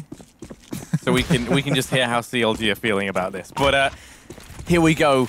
Round 30, we've gotten the full distance, even though we never should have. Over in mid, it's going to be Red Reserve trying to grab control. CLG, they force bought down what they can. And when you look at it, it's not very much. Cutler and Ricky in towards ladder room. Red Reserve going to take control in middle. Rusty in lower tunnels. Clearing this out. They're going to go for the two-pronged approach out towards mid. Molotov going to make things a bit hot in towards ladder room as now they start to worm their way up through connector. With where their players were positioned, I originally thought it was going to be a B split, but they're now going to look to retrieve that bomb, double it back through T-spawn and make their way out towards A. Within the A-bomb site, Kuster and Ethan reside at present. Bomb rotating in through T-spawn. Reserve taking their time, ready to push on in. They've done this very, very quietly. Ethan is just fixated over on Palace. He has Kuster to try and help out, but they made their way in through mid. No one going to peek from short. Does mean that this split works perfectly. Kuster trying to do all he can with the scout from CT Spawn. Does manage to take one. Freddy going to go down, looks for more, but Relaxer says no. Rusty chiming with one out on a Cutler. It's all onto FNS and Ethan. Ethan goes down. FNS in a 1v4. Has to step up, and he will fall. Red Reserve take us through to OT. And you better believe they're happy with this one, because honestly, this should have never happened. Like, ever happened. The dream is real, boys. We're going to OT on map 3. The last game of the day. Of course we are. Why wouldn't we be? It's almost like this is scripted. Someone did write a very good script for this. This is pretty much better than any script, actually. Insanity right now in Valencia. And I don't think we're going to have a long break here. Admin just coming in, making sure that the players are ready to go straight away with the overtime here. Oh, whoever's meant to be there isn't. Oh, they're all gone. Everyone's gone. Yeah, they got the message. Well, the admin typed the message, but they weren't there to see it. But they just already went away. We're going to be going through the OT. This is absolutely ridiculous. CLG setting a new level for NA Counter-Strike. Yeah, everyone's been allowed a toilet break. I think that's fair enough. You know, this has been a very, very long game. And CLG just clearly fans of entertaining the masses. Wanted to keep this one going as long as they can. So, oh, that was cheeky. Look at him. This man should take up being a model in his spare time. That was like a little look into the camera. It almost looked like he winked, but I don't think he did. Maybe he did. I love the fact that Ricky's legit doing a power nap right now. It's actually like, you might see this as a joke, but getting that 2-minute power nap in, oh, he wakes up as I say that. But it's not bad. I think it is. I think you'd wake up sluggish and just feel terrible. Obviously don't know how to do a power nap. No, I can't say I do, especially not in like 28-degree heat in Valencia with stage lights on you. I think that would just be terrible. But there we go. It looks like Red Reserve are back. They seem eager to get into this. CLG less so, understandably. But we're nearly ready. Makalele, actually, I'm going to report to you guys live from the game. Makalele said in chat, I unplugged everything and started to be toxic. Oh, yeah, I mean, I said he would have been angry, right? He even typed in chat when he rejoined, Toxic Alele has rejoined the game. Yeah, of course, the memes. It's always nice to see a player being like, able to contain the irony around his like negative brand, and that's, in my opinion, why Makalele is able to handle all this. He's very good at staying positive about negative things and using it in his own advance. But still, we're waiting here for the OT to get started. The marathon game continues. Live from Valencia. And slowly the players have started buying weaponry now. Everyone's back at their seats. I think we're not too far away from getting this started, Harry. This is the game that will never end. You No, say actually, everyone's back at their seats. How are they still missing? Okay, some of the team is back at their seats. FNS just has like this look in his eye. I mean, if I was CLG, I'd be more than upset. Yeah, it was a Mirage. So who's meant to be sitting there right now? Let's try and work out who's missing. That's actually a good question because Makalele is right there. Very, very good observation. Yeah. Makalele is right there. That's why I'm a color commentator. Yeah. You know, very good at observing and seeing things and saying clever stuff. Well, I mean, I think right now this isn't so much as like a cast at this point. This is more like a documentary, and it's like the effect of like extreme stress and like it's like a harrowing event, and you're literally live watching what happens to a human being and how it just degrades their body after something as traumatizing as that happens. Hey, he's not back! traumatized though. Hello, Yes! buddy. Oh, he's gone. Oh, I love that guy. That was He's probably the MVP of this game so far, in my opinion. Talking about people who are slowly disintegrating into nothing. I wonder how the analyst desk is doing right now. If they're literally dead, or if they're still somehow alive. I would be very impressed. I noticed that the coach of CLG is talking a lot. What do you reckon he's saying? At this point, I actually don't know. He could be saying anything, just like... It's probably around the area of, okay, guys, I know it's late. I know you've been playing for hours. But we gotta finish this. We gotta forget about the mistakes we made. I think... Focus on the future. I imagine what he's saying is a little bit more colourful than that. That was very very well-mannered. I wouldn't be going so easy, but then I'm not a coach, you know. Yeah, but then again, I could probably say something else with a lot of different words in it, but that would not be appropriate for broadcast, Harry. No, we're nearly ready for this one anyway. Looks like players are getting back in their seats. The buy is going to be coming in-game, and I can actually report to you while we take a look at the players what that is going to entail. They've just called that good luck, have fun in chat, so I imagine this can be restarting again any second now. Ladies and gentlemen, the first of potentially an infinite number of OTs between CLG and a Red Reserve. 15-15, the final map of tonight, never ceases to stop nor amaze me. As the buy comes on in, we're going to be seeing the double up setup employed for CLG. Yes. Red reserve with the AWP on Makalele, and that's all they need to hold them through this warm Valencia night. 16K, by the way, for those of you guys probably asking in chat. This is MR3, 16K, not 10K. So there's a potential of constantly buying double AWP setups, even though you're losing rounds, which is not the case with 10K. Quick push. Just going to go running out into the arms of CLG. They have actually made good progress, all things considered. Kusta's in this site with the AWP. He's going to make things a bit difficult. Burnt out in the open. Makalele gets the trade. And now we're into a 3-on-3 rotating round. It's going to be the rest of CLG. Ricky watching this more passively from short, holding the cross. He has Cutler there to try and help out. F&S making his way into the site. Sneaking on by the smoke. Does spot out one. Down goes Relaxer. He takes the man advantage and then is quick to get out of there. Doesn't want to be in a position where he can get traded. Makalele and Hampus, the two players that remain for the Swedes. 2v3. They've got the bomb on the back of Hampus, and with 45 seconds left, going to make the decision to switch things up. A change of heart as they now look to potentially loop back over towards B. They only have 40 seconds though, so if they wanted to go straight for the B push, they would have ran off by now. So this is the fake here. Gonna go back towards A. There's only gonna be one man on the bomb side. He's not even on the bomb side. That's Cutler right here in the connector. Has no utility either. This one is gonna be interesting. No utility on the T side as well. So let's see if Hampus can make it happen. He's gonna get that bomb down for sure. Molotov for the push in, and a smoke for the defuse. Makalele spots one. The rest are coming in now. From stairs, Makalele takes down Ricky. And here we go, the retake is going in. Cutler with one, it's going to be Finesse to finish it off. And there we go, CLG bouncing back.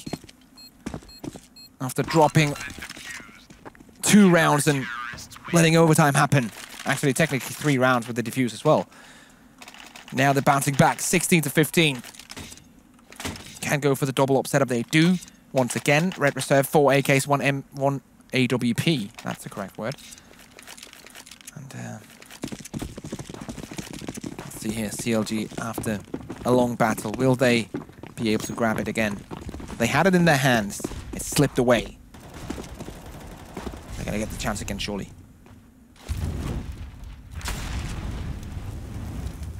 And reserve looking like they want to try and turn their attention now over towards apartments.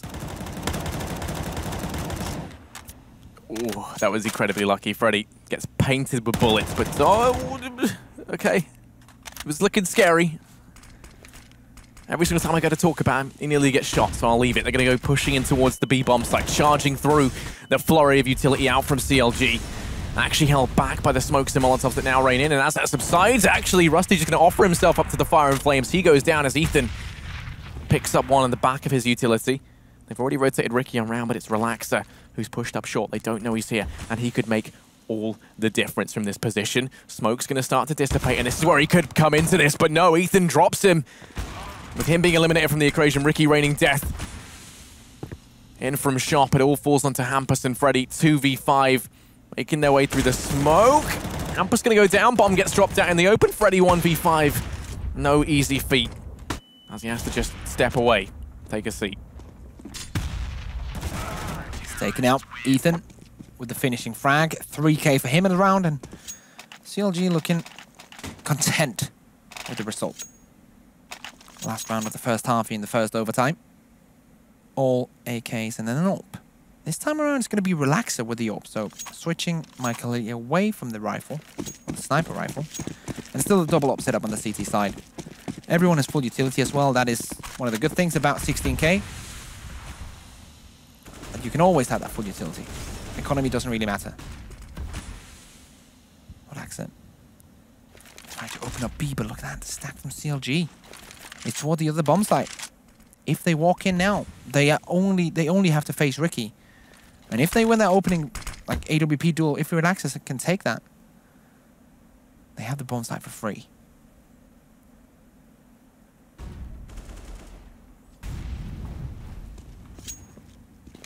Now Ricky is watching that from shop. Just going to go straight on by. He finds the first. If they keep pushing in now, then they should be able to bypass the AWP. And they make their way in. 2 players crossing to the site means Ricky can't hold the angle anymore, but he has been able to get one. Rotates coming in from the rest of the team. Bomb goes down. CLG won't be fans of that. Pushing up through short is going to be Ethan. And in apps. Cutler and FNS looking to try and come on through. Relaxer goes down. Kusta chiming in with one more. Hampus trying to hold this off from the corner of shop. Is able to take himself one, but then gets caught in the crossfire. They go down and CLG go flawless in overtime. Kusta, he was once regarded as the best diffuser in NA, and now he's not even the best diffuser in CLG. As currently 18-15 in favor of the Americans. They've done fantastic in order to pull this back. I actually would have felt genuinely awful if they actually threw this away. Yes. So I have to say that I'm a fan of the fact that they happen to pull this one back. At the same time, it would have been hilarious if Red Reserve won this one out. That would have been... I don't even have words to describe that. Kusta fighting to stay awake. He's done 31 frags so far throughout this map. Top fragging on the server. Big Daddy Kusta. Taking away frags. And now, double up for Red Reserve on that CT side. Hampus on 27 as well. Impressive. Single orb on Ricky. Kusta not being allowed on the big green sniper. Set up towards A for CLG.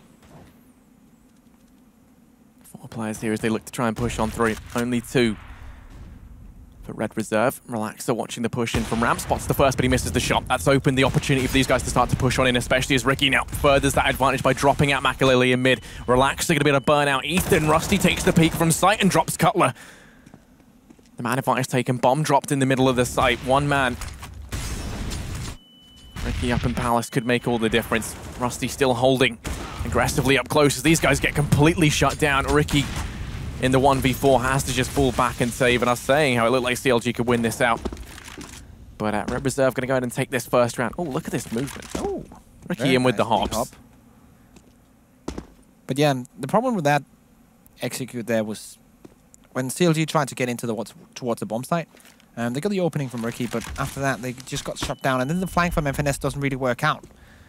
Because he was supposed to come in about the time where they planted the bomb, after they got the entry, when everyone from that CT side was focusing towards the bomb site. But instead he just ended up with a useless flank. And now Ricky's just trying to do his best. There's no real reason to save in 16K. MR3, so he just tries to go for the best, see if he can make it work. And Red Reserve pick up their first OT round. They have to go perfect on the CT side. And talking about perfect, we're going to have a triple sniper setup on the CT side, guys. Wait until you see this. 2 AWPs and an auto sniper. This is what we reach now. This level of insanity. But Makalele, if one player should make it work, apart from maybe Get Right, it should be him. Makalele with the auto. Hampus going to be peeking mid. CLG going to be heavy on their emphasis for mid control. This is what we saw from them in their T-side half. Red Reserve didn't exactly have it nailed down on how to keep them out of mid. And that did lead to their demise early on. Ricky going to be securing lower tunnels. Full-on Cyclops mode as he makes his way on up, checking all the angles. The rest of the team trapped up in top mid. And as he clears this out, they can now start to make their way on down. Hampus is in window. Has been smoked off, but just going to be listening to see if anyone gets boosted. 4 players in connector, ready to barrel on out. Rusty holding the angle from jungle. Then you've got Ethan up in Palace. Spots one through the corner of the smoke. Goes in for the pre-fire. Going to get forced back. Connects with one. Down goes Cutler. Man advantage taken. No trade frag in sight, but they've been allowed to sneak on by. The AWP from CT misses the opening shot. Hampus going to chime in one. Kusta trades back, but the slam dunk from Relaxer as he takes himself to Ethan in a 1v4. First turn his attention towards CT, and Makalele in with the auto sniper makes quick work of him. 17-18 now as Red Reserve start to pull this one back. And I'm actually feeling very, very sad for CLG. It looks like we could actually have a second overtime on the cards. Relaxer playing that one perfectly. Using the nade first, he knows one of the players is low. Taking out the AWP as well and switching to a more less AWP heavy. Set up on the CT side. AWP on Relaxer. Auto sniper on Michaelelli. And switches up to an AK. Kusta trying to open onto that B bomb site. Has to make it work now. If it doesn't, we go to second OT. Kusta's definitely looking to end this one off. But he's on 31 HP. It's very hard for him to do something. He's taking damage left, right, and center. Rest of his team just situated all over the map. Haven't really found an avenue of success so far on this overtime T side. Haven't really made it work yet.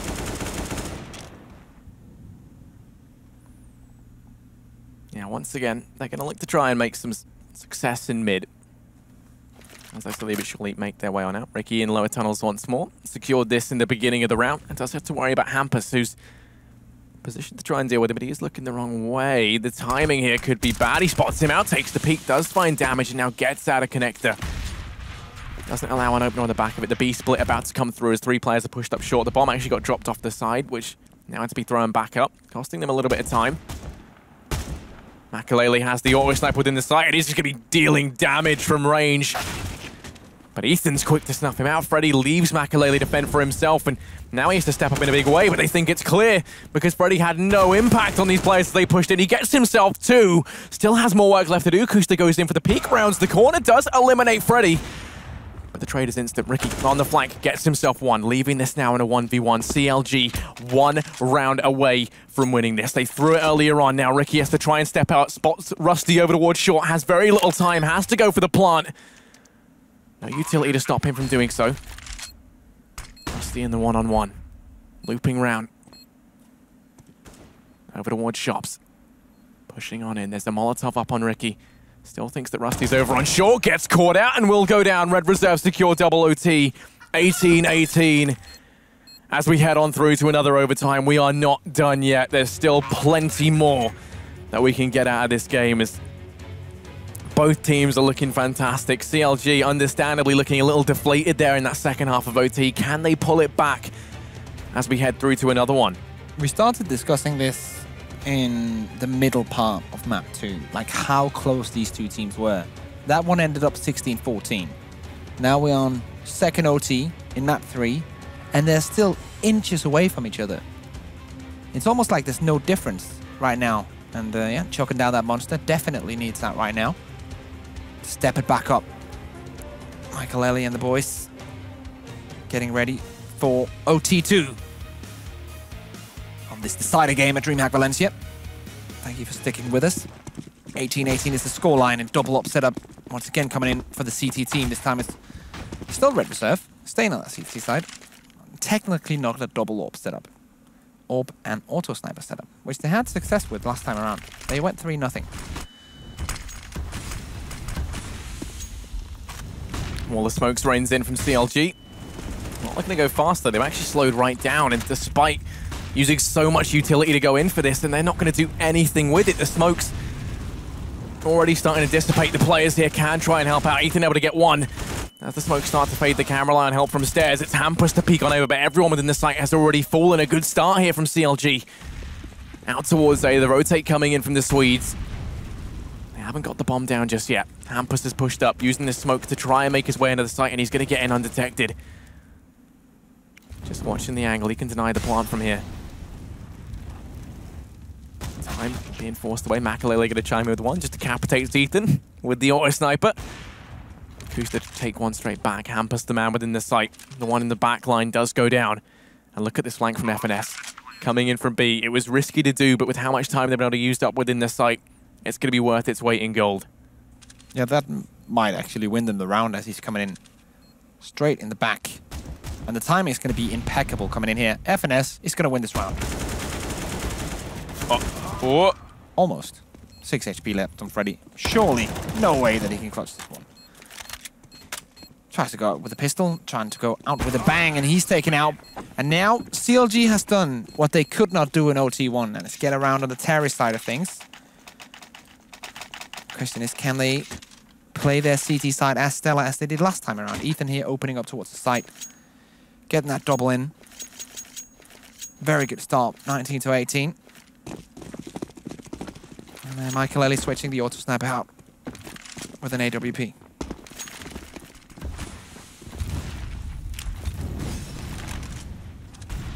CLG once again wanting to try and take mid. This time, there's no auto sniper for Red Reserve. Clearly going to don his AWPing shoes instead. Ethan's up on ramp. Trying to replicate his success in the previous round of the execute out towards A. Ricky, once again, the man on point in lower tunnels, going to grab control of this. No one in a position to challenge. Relax it. Back of a bit of a hunch, going to rotate in towards B, and that's the wrong call to make as the bomb's looping back through T-spawn over here towards A. Rusty's now rotating to B as well. Red Reserve trying to go on a bit of a hunch. They're actually going to wait over in CT. Try and deny a boost if it does come through. Smoke goes down in window. You think they'll start to rotate a player on over, but it's not going to be the case as now. Here we go. CLG push up through connector. 2 players on ramp, poised. Ready to start this execute, time being whittled away. And as that smoke starts to dissipate, now they're going to start to go on through. Rusty's up close, he goes ahead and takes 2. He's completely decimated this push. Makalele and CT going to make quick work of Ethan. And already CLG, they're on the back foot in a big way in this round. Rusty does fall as Kusta gets the trade, but it's still a 3-for-1. Damage being done as he gets chipped away from CT. Kusta has to turn his attention to the ball. Spots the barrel. Knows he's there, but Relaxer still connects the shot. Makalele might fall, but the trade is there instantly from his AWPing brethren. As we go equal once more, 19-19. T-side double AWP coming in now. This is interesting. Ricky and Kusta, both going for it. Same as Makalele and Relaxer. 19-19. Who's going to take the lead in this first half of second overtime? It's been an insane game so far. Frag-wise, Kusta's leading with 36. Monster game from the young player.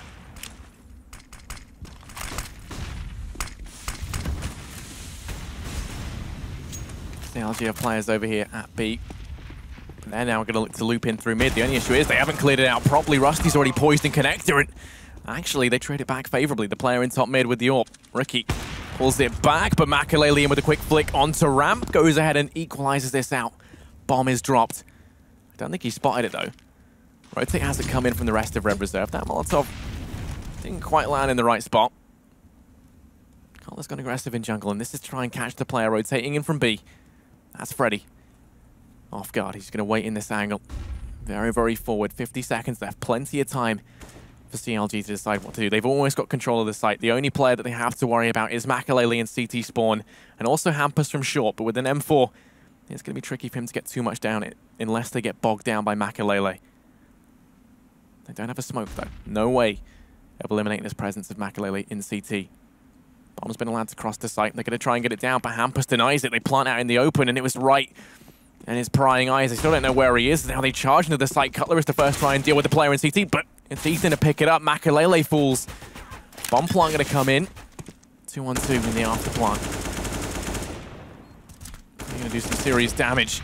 Chips away at Cutler, and then he falls to Hampus in through the boxes, leaving this all on Ethan. 1v2. Bomb going to be ticking away. Kits are plenty on Red Reserve, and they know how to use them.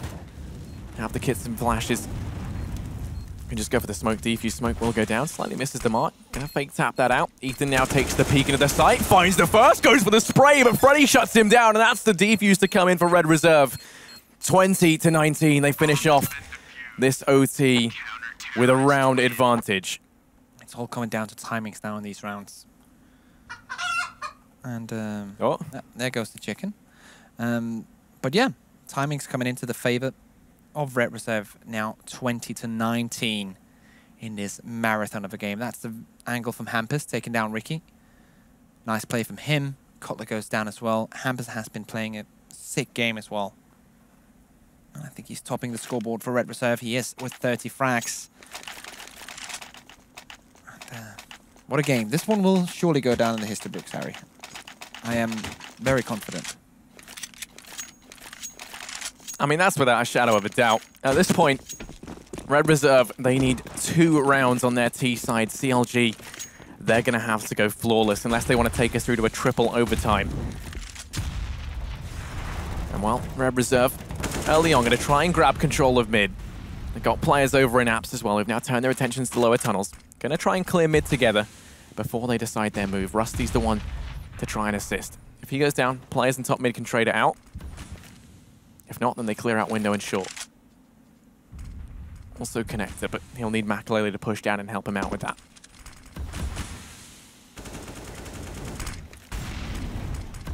Ethan making his way here into connector, just on top of that smoke. Still, no kills yet between any of these teams. Rusty's waiting patiently as the smoke goes away in that window. Molotov comes down to deny them entry in towards the connector. Still positioned towards that B bomb site right now. The terrorist from Red Reserve does some damage, but not enough to ensure a kill. Ethan down to 66. Look at this, though. They force the players and connector back. Now the push comes in towards B. The 3 players on short, ready to start the assault. The bomb and Hampus over in apps. They Molotov out ladder, and now they're going to go in for the push. There's only 2 players here. Ricky is in shot to try and hold this back, but he misses the shot. 2 players within the site. They're going to do a boatload of damage. FNS and Ethan between them, making quick work of the encroaching players. FNS still alive, fighting for his life, but he's going to go ahead and claim himself a second. Looking to get more work done, but Relaxer will put him to bed. Defuse plant comes in. Freddy going to bite the dust. Relaxer in a 1v3, and Ricky, he's hungry for this win. 20-20 as we go all even once more. As I said, we're going to need to see CLG go flawless if they want to win it out now. They went flawless last time around. Can they do it again? Can they repeat defeat and avoid defeat? And if Ricky's orb is on point, as it was right here, I think that is a very real possibility. 20-20. Makalele's back on the orb. What strats could they have left now, Red Reserve? What could they have up their sleeve to change the game, to change the pace right now? Very default-esque setup, but Cutler goes for the frag. Relaxer goes down. And that's a very early 5v4 for CLG. Relaxer maybe overextending a bit. I didn't quite see that. Had to be through a smoke or something. I'm pretty sure Relaxer wouldn't go out peeking without a smoke to cover him, but he does go down nonetheless. Not a great start. And now, Red Reserve scrambling. They're looking for an equalizer to make this 4v4 before they want to go and do any kind of execution. They're not finding it right now. They've been given mid-control. Rusty's here as well. He's into connector now. The CTs are content with just holding back and making sure their bomb sites are clear. 3 players on the A bomb site, 2 players on the B bomb site. That's the setup. Remember, Reserve players down in mid. Rusty and Hampus, the ones tasked with this. CLG looking like they're going to rotate Ricky onto short, and if he gets there in time and peeks into connector, he will be the linchpin of this round, the one who can make all the difference. Oh, Ricky. The peek about to come in from ramp. He is now in position on short. He can shut this entire thing down. The Molotov to force him out of position, but he's already been telegraphed as to what's going on. Overstace is welcoming the Molotov a bit, but the rotate's coming in early. Ethan able to find himself one. It all falls onto Hampus in a 1v3. He does dispatch of Cutler within the site. He's able to jump across, but no. FNS shuts him out. 21-20. CLG, they take the lead. They need one more round. This is as close as it gets. That was through the smoke. Insanity coming out for Cutler. I was pretty sure that Relaxer wasn't going to go ahead and do a stupid peek like that in a round. It was just Cutler on point through the smoke. And now, as you said, CLG can grab the win they should have grabbed many rounds ago. If they grab this round. There's a lot of grabbing. Hampus, though, trying to counter that. Goes in, takes off Kuster, their best player, now down. Ricky to step up. They have the AA bomb site. Not yet. They will have it. I'm not ruling them out just yet, as it is going to be the 2-on-4. FNS tag low in CT, trying to pull this one back as CLG, they are hungry for this win. FNS is in CT spawn. Bomb is planted. Him and Ricky, 2 versus 4, have to pull this one off against overwhelming odds. The pressure is immense, and it might be too much to bear. FNS going around the corner, able to get the trade as Ricky goes down, but he's going to be tagged away from Palace. Bomb ticking away, and he will fall. Freddy Frog in with the trade. We're going to be going through to a third overtime. This is actually ridiculous. This is honestly ridiculous. Another OT. I'm not even sure I'm awake anymore. I might be dreaming at this point. 21-21 is the current scoreline between Red Reserve and CLG. A monster of a game. And a monster of a performance. Both teams. I think the elimination of Kusta early on in that round was one of the reasons why Red Reserve can grab it. He has been on point so far for CLG. Staying on that CT side. Let's see if they can grab this one. Need 4 rounds out of 6. If anyone has just joined, hello and welcome. Probably not European, as it is pretty much nighttime over here now. CLG versus Red Reserve. Decide a game. Winner goes on to the semi-final against Heroic at DreamHack Valencia. 100k on the line. And we are in OT3. As you can see. Hampus to open things up. Kusta, quick in return, playing it up close on ramp. Gets a second, looking for a third, but Freddy, not a fan of Kusta. Does go ahead and drop him out. Hampus, the man who was in connector previously, trying to extend this advantage back, and he will. Makalele caught out in the open, going to fall at the hands of Ethan. And now Hampus pushes through the smoke into the waiting moors of CLG. Ethan will have no issue ruining him in that scenario, and that is going to be CLG in with a 20-second round. As I mentioned before, Kusta is just on point. It doesn't matter if it's 1 AM in a foreign country. He's still going to wreck people with that AWP of his. He's on 39 frags, Harry. He's about to do a 40 bomb in triple overtime. It's not a sentence you hear every day. Double up setup again for the CT side as expected.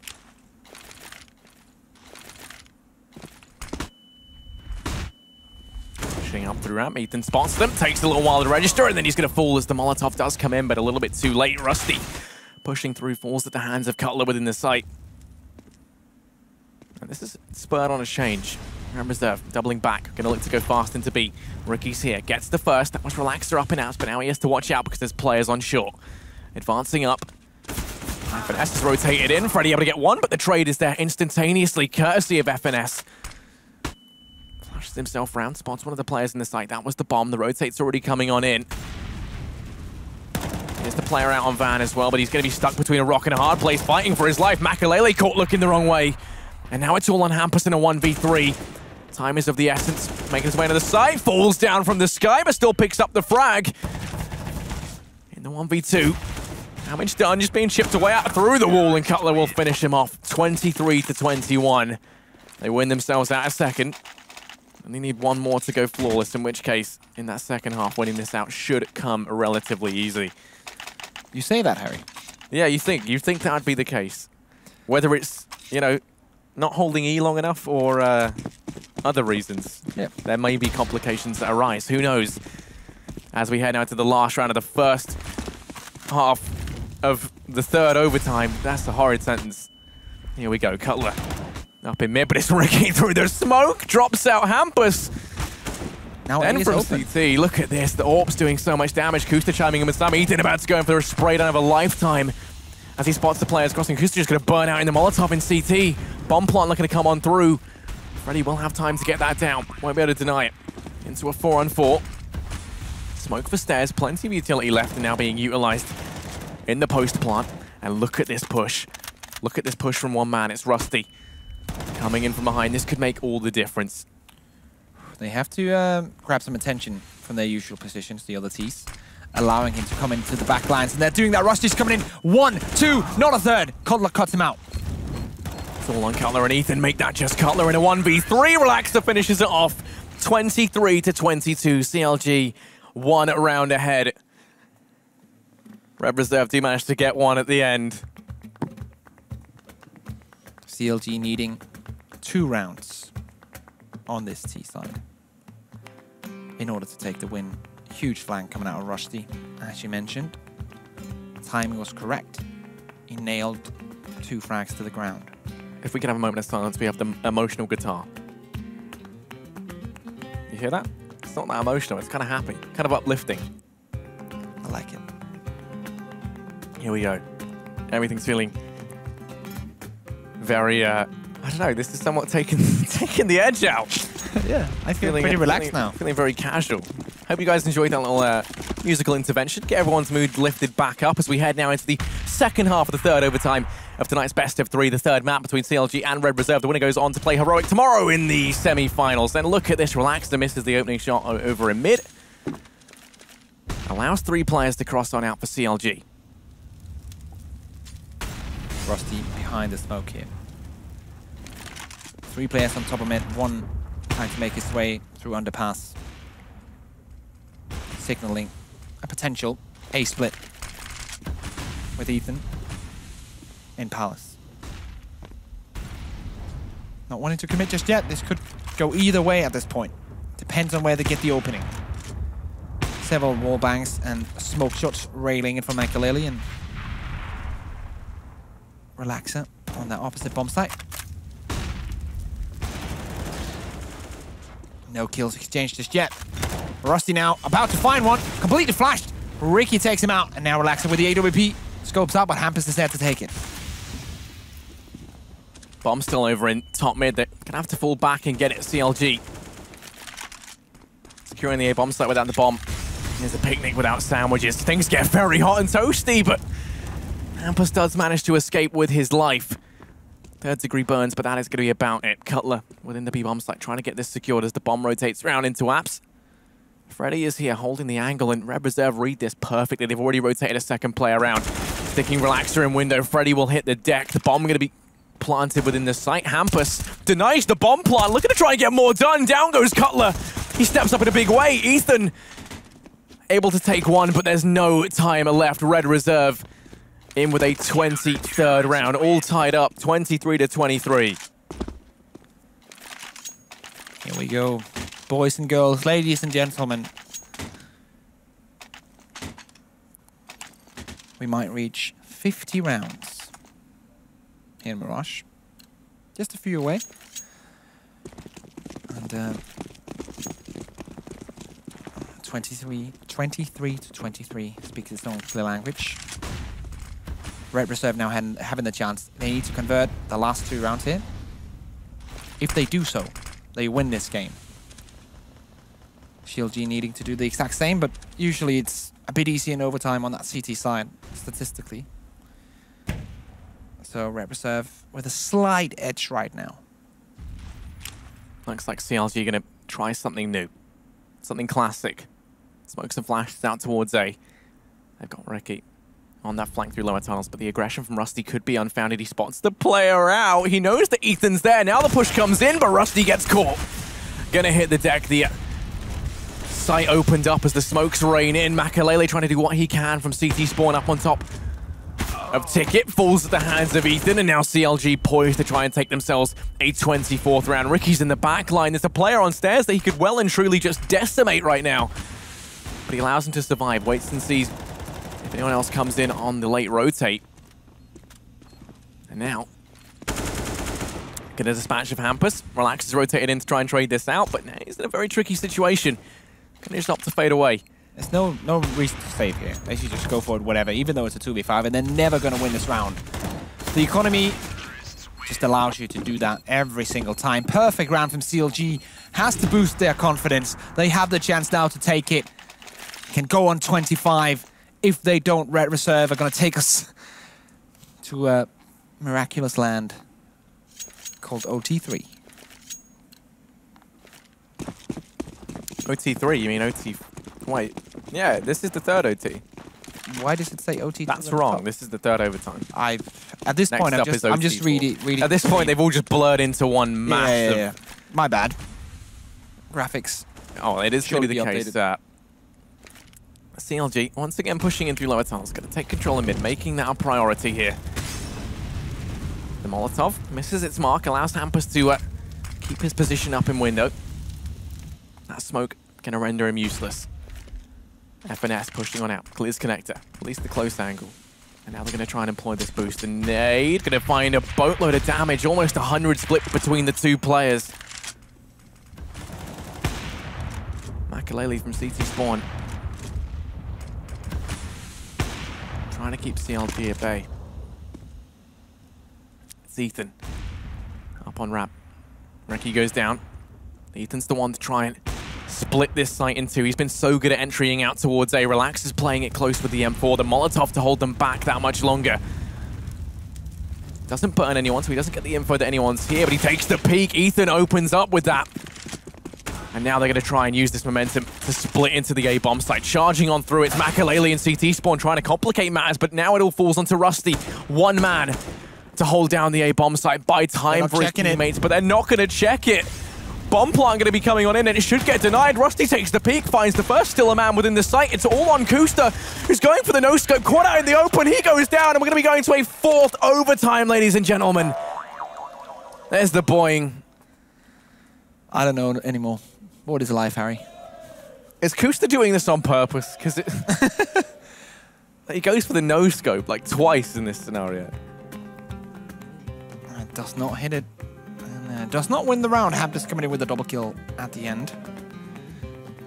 And we're still a bit away from the record of most rounds in one map. And Insanity has come in. The dabs have come in. Good job, guys. Keeping the hype up in the crowd. And we have the nice guitars back.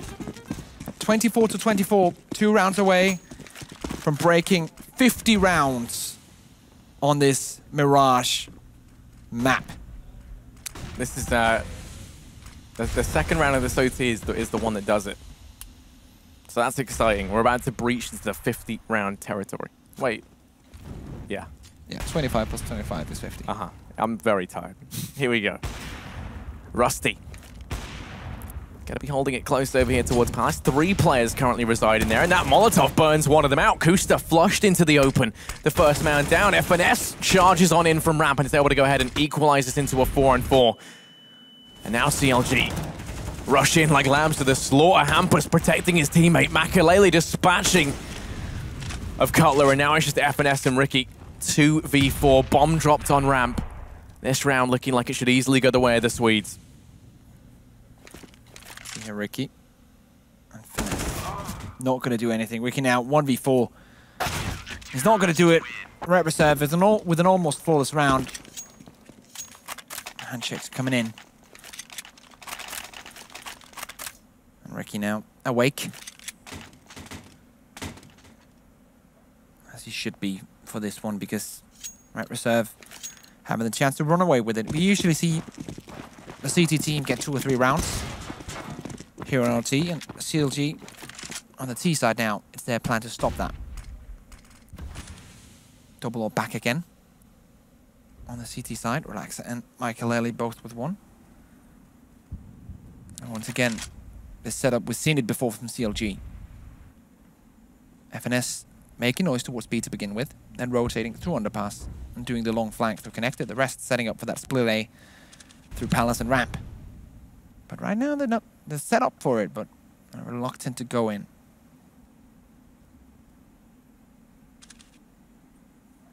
CLG.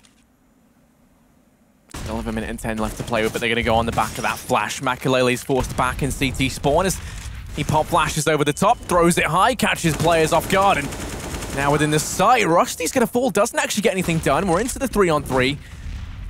Only one man here to keep these guys off the site, that is Relaxer. Support can be found in the form of Short. It's Hampus once again, but this time no heroics from him. CLG have crossed. They go ahead and get this bomb down. Cutler and Ethan tagged extremely low, and Cutler's going to go on the lengthy rotate back. Gets caught in T-spawn. Has an unconventional duel with Hampus and does come off the loser in that engagement. No utility on the T side, but Kusta with the headshots, with the AWP. Relaxer now, bringing it back. Kusta 1v2. They know the whereabouts of his position, and now he has to go for the frag, but he pulls out the pistol, and it's not going to work out for him. Surely the round is going to end here. Defuse coming in. Red reserve 2 rounds now on that CT side. Can they make it 3-0?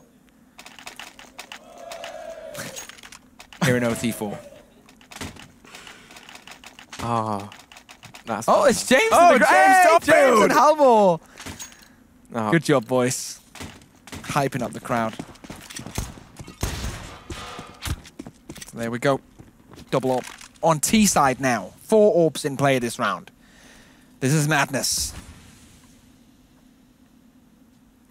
Relax it. Holding the low angle towards mid. Decides to smoke it off and not go back. He's now going straight for the underpass peak, which could work out for him. He misses a shot though, and now he has to go back. Puts down a Molotov to stop the rush. Make sure he gets out alive. Red reserve. Could go up 27 to 24 if they grab this one. Cottle and the boys without a round yet. Here in OT4. As we are in round number 51, if I'm not mistaken.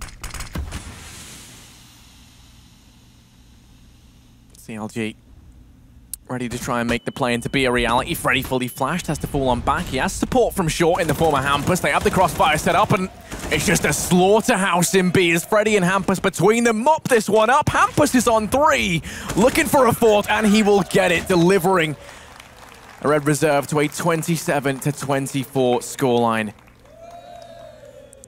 And now, the Swedes. They started out by beating CLG 2-1. Best of 3 go on all 3 maps. They came into here, won the first one convincingly. CLG stepped back. CLG technically had the round and the map and the match win, but one of the players, they forgot who had the kit, and the player without the kit went on the bomb. We all thought it was done. The bomb exploded, and then Red Reserve got it back into overtime. And now we're in overtime 4. Red Reserve need 1 round on this T side, Harry. 1 round to grab it. They go flawless in the previous half, and now they are 1 away from winning this out. This game could have been over in round 27. Currently, we're in round 52. Oh, Kusta, he's going to be the first man to fall. He goes down in the Molotov. Makalele ignites the fire beneath his enemies. And they've grabbed the man advantage early on. They're going to try and take control of mid. Which they have done so rather successfully, grabbing that man advantage. And FNS is pushed back. He cannot hold from inside jungle right now. He's afraid that someone has boosted into window. Hasn't happened yet, is happening now. And surely there has to be a sign it's going to be split towards A. Currently only 2 CTs there. They're splitting and playing 2-2. Which is the correct call. But now, oh, look at that. He's changing position. Ethan running away. Now it's all on Cutler on this bomb site here. He's all alone. This could not be worse for CLG. He's got so many angles to check. Ethan's rotated around to watch window. No one's Hampus is boosted up, sorry. We'll be coming in a little bit later into the round as the players now connect. They're going to try and match up with the ones on ramp. And as you said, Cutler is here alone. We're going to have to see some heroics, and he doesn't get anything done. Falls at the first hurdle. It's all on Ethan. Has to try and deny this. Does find the first. Looking to try and get more done. Doesn't do anything just yet. The bomb. Not down. Red Reserve first have to try and deal with that beast, but as FNS goes down, it will be the 2-on-4 in the retake. And that's it. It's going to be over in the blink of an eye. Red Reserve win this out. CLG. Hang on a minute. This is fantastic. What a game. When your series ends with this as your finishing song. There we go. You know it was a good one. Red Reserve win this out. 2-1 in their favor. A game that spanned, I don't know, something like 54 rounds in total. It should have been over in round 27. CLG must be kicking themselves. I mean, they're taking it like champs, I'll give it to them. Yes. Very, very honorable in that regard. But Red Reserve, they'll be the ones heading through to the semifinals to play against Heroic tomorrow. Can't guarantee they have the most amount of sleep, given that it's currently, 1:40 a.m. in Valencia. Probably not going to get in until about 2. Those guys will be a bit tired, but you know what? It was a hard-fought battle, and they earned it. What a game. 28-24 is going to be the scoreline. And there's not much to say. Kusta put up a hell of a fight. He did. CLG put up a hell of a fight, but it wasn't enough. Yeah, and I mean, everyone here extremely happy, both that the game is over because it means that, you know, everyone can sleep now, but also because that was a spectacle to watch from beginning to end. That was actually probably one of my favorite games that we've had this far. I mean, it was hilarious, heartbreaking. There was a little bit of everything. It was like a modern Shakespeare. Felt like we bonded a bit, and someone who's going to bond a bit on the stage is, of course, Stunner with one of the winners. There we go. You know, it's kind of funny. We're actually just up here talking about BO and being sweaty and slimy and whatnot, because it is just a little humid in here. That was some pretty intense Counter-Strike. Now, Makalele, quite the game. I do believe there's a Reddit comment now by a user, Emulation, who says, "You've got to be kidding me." How do you feel about that? I have no idea. Like, I'm so tired at the moment. I have no idea what happened. I actually unplugged everything, and I was like ready to go. Oh yeah, we definitely saw that. It was certainly a moment to be remembered, and obviously feels bad, man, over on the CLG side of things. But what's to say about the endurance over on your side of the camp? I mean, we just kept going, even though everything was like this. So I don't know. Like, I don't know what to say. Like, we won and we're happy. Yeah. Thank you. Yeah. Well, these guys are going to be going up against Heroic tomorrow, but at this time, it's time to give it back to the desk for one more time today. Thank you very much, Stunner, and thank you guys for sticking with us in the crowd. The Mexican Waves, it was nice to be a part of that group. That group. Those are a bunch of heroes right there. Yeah, they are, sticking it out till the early hours just to come and watch Counter-Strike with us. I mean, day 3 has started. Yeah, so welcome to day 3 of the DreamHack ASTRO Open. Okay, cool. So, Red Reserve win. I feel really sorry for CLG, honestly. Like, as someone who enjoys playing a lot of Counter-Strike, I would not enjoy to be in their position right now. Do you remember when they played Cobble? No. They did. Should we just talk about the last match, though, Mirage? Even that's a bit of a blur at this point. Yeah, it is. It's tough, right? Like how I don't know how you cope with that. Live that down. How do you live that down? Yeah, I don't know. I think Stunna put it nicely. Just let it sink in. No, but in all honesty, in a situation like that, obviously, it's hard to really keep communication on point when you've kind of already won the round.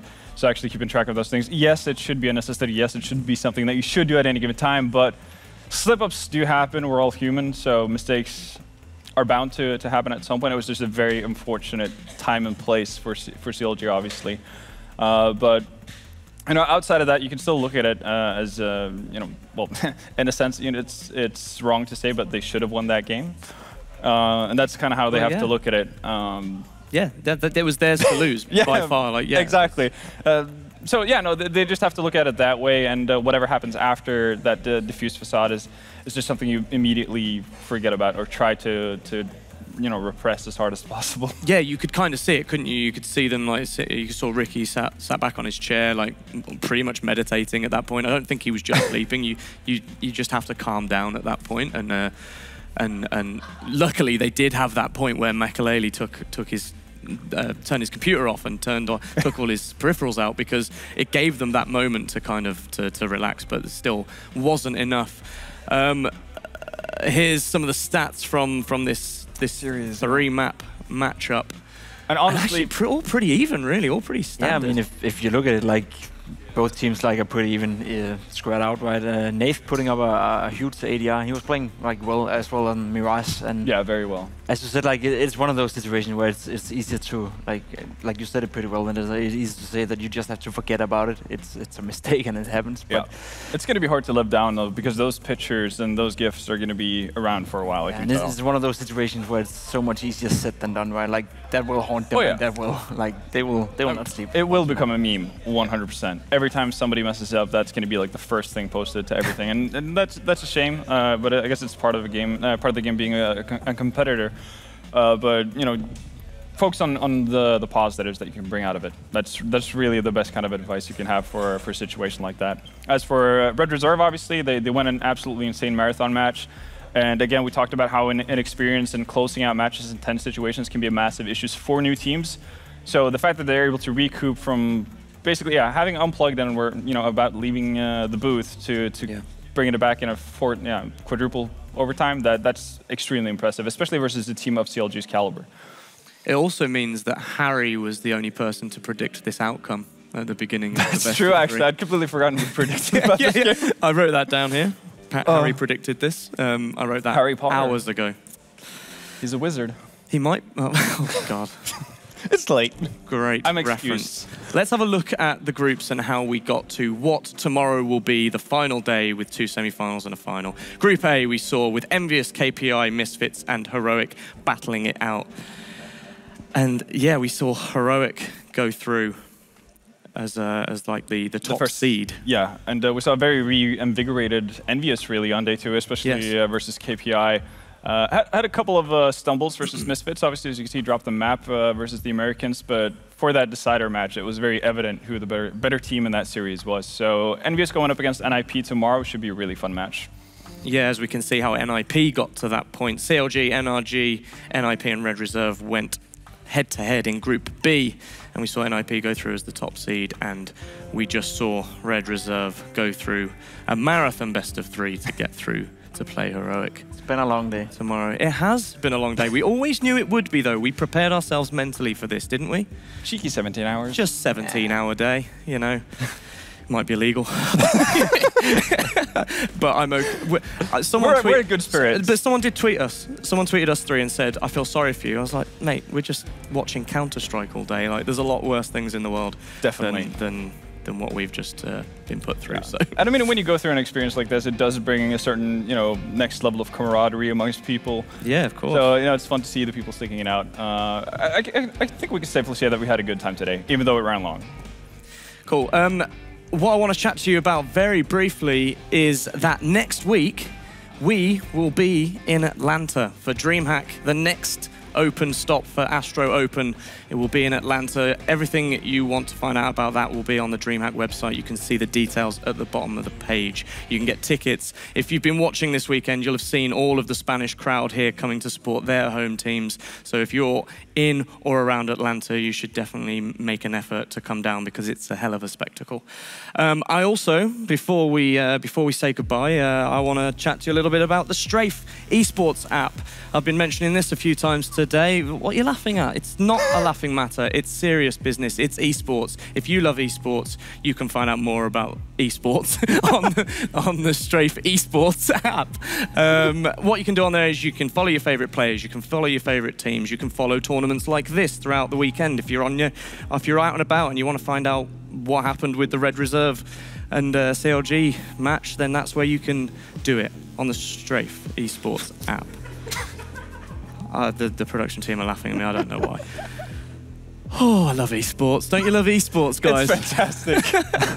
I wouldn't be anywhere else in the world right now. Yeah. Tomorrow, we have 2 semi-finals and a grand final. It'll probably be a shorter day, but it definitely will not be short of exciting Counter-Strike. Thank you both for sticking with me. The fact that you're still here at the desk is a marvel. I love you both. And we love you guys at home as well for sticking with us until the early hours. You're awesome. Please come back tomorrow. See ya.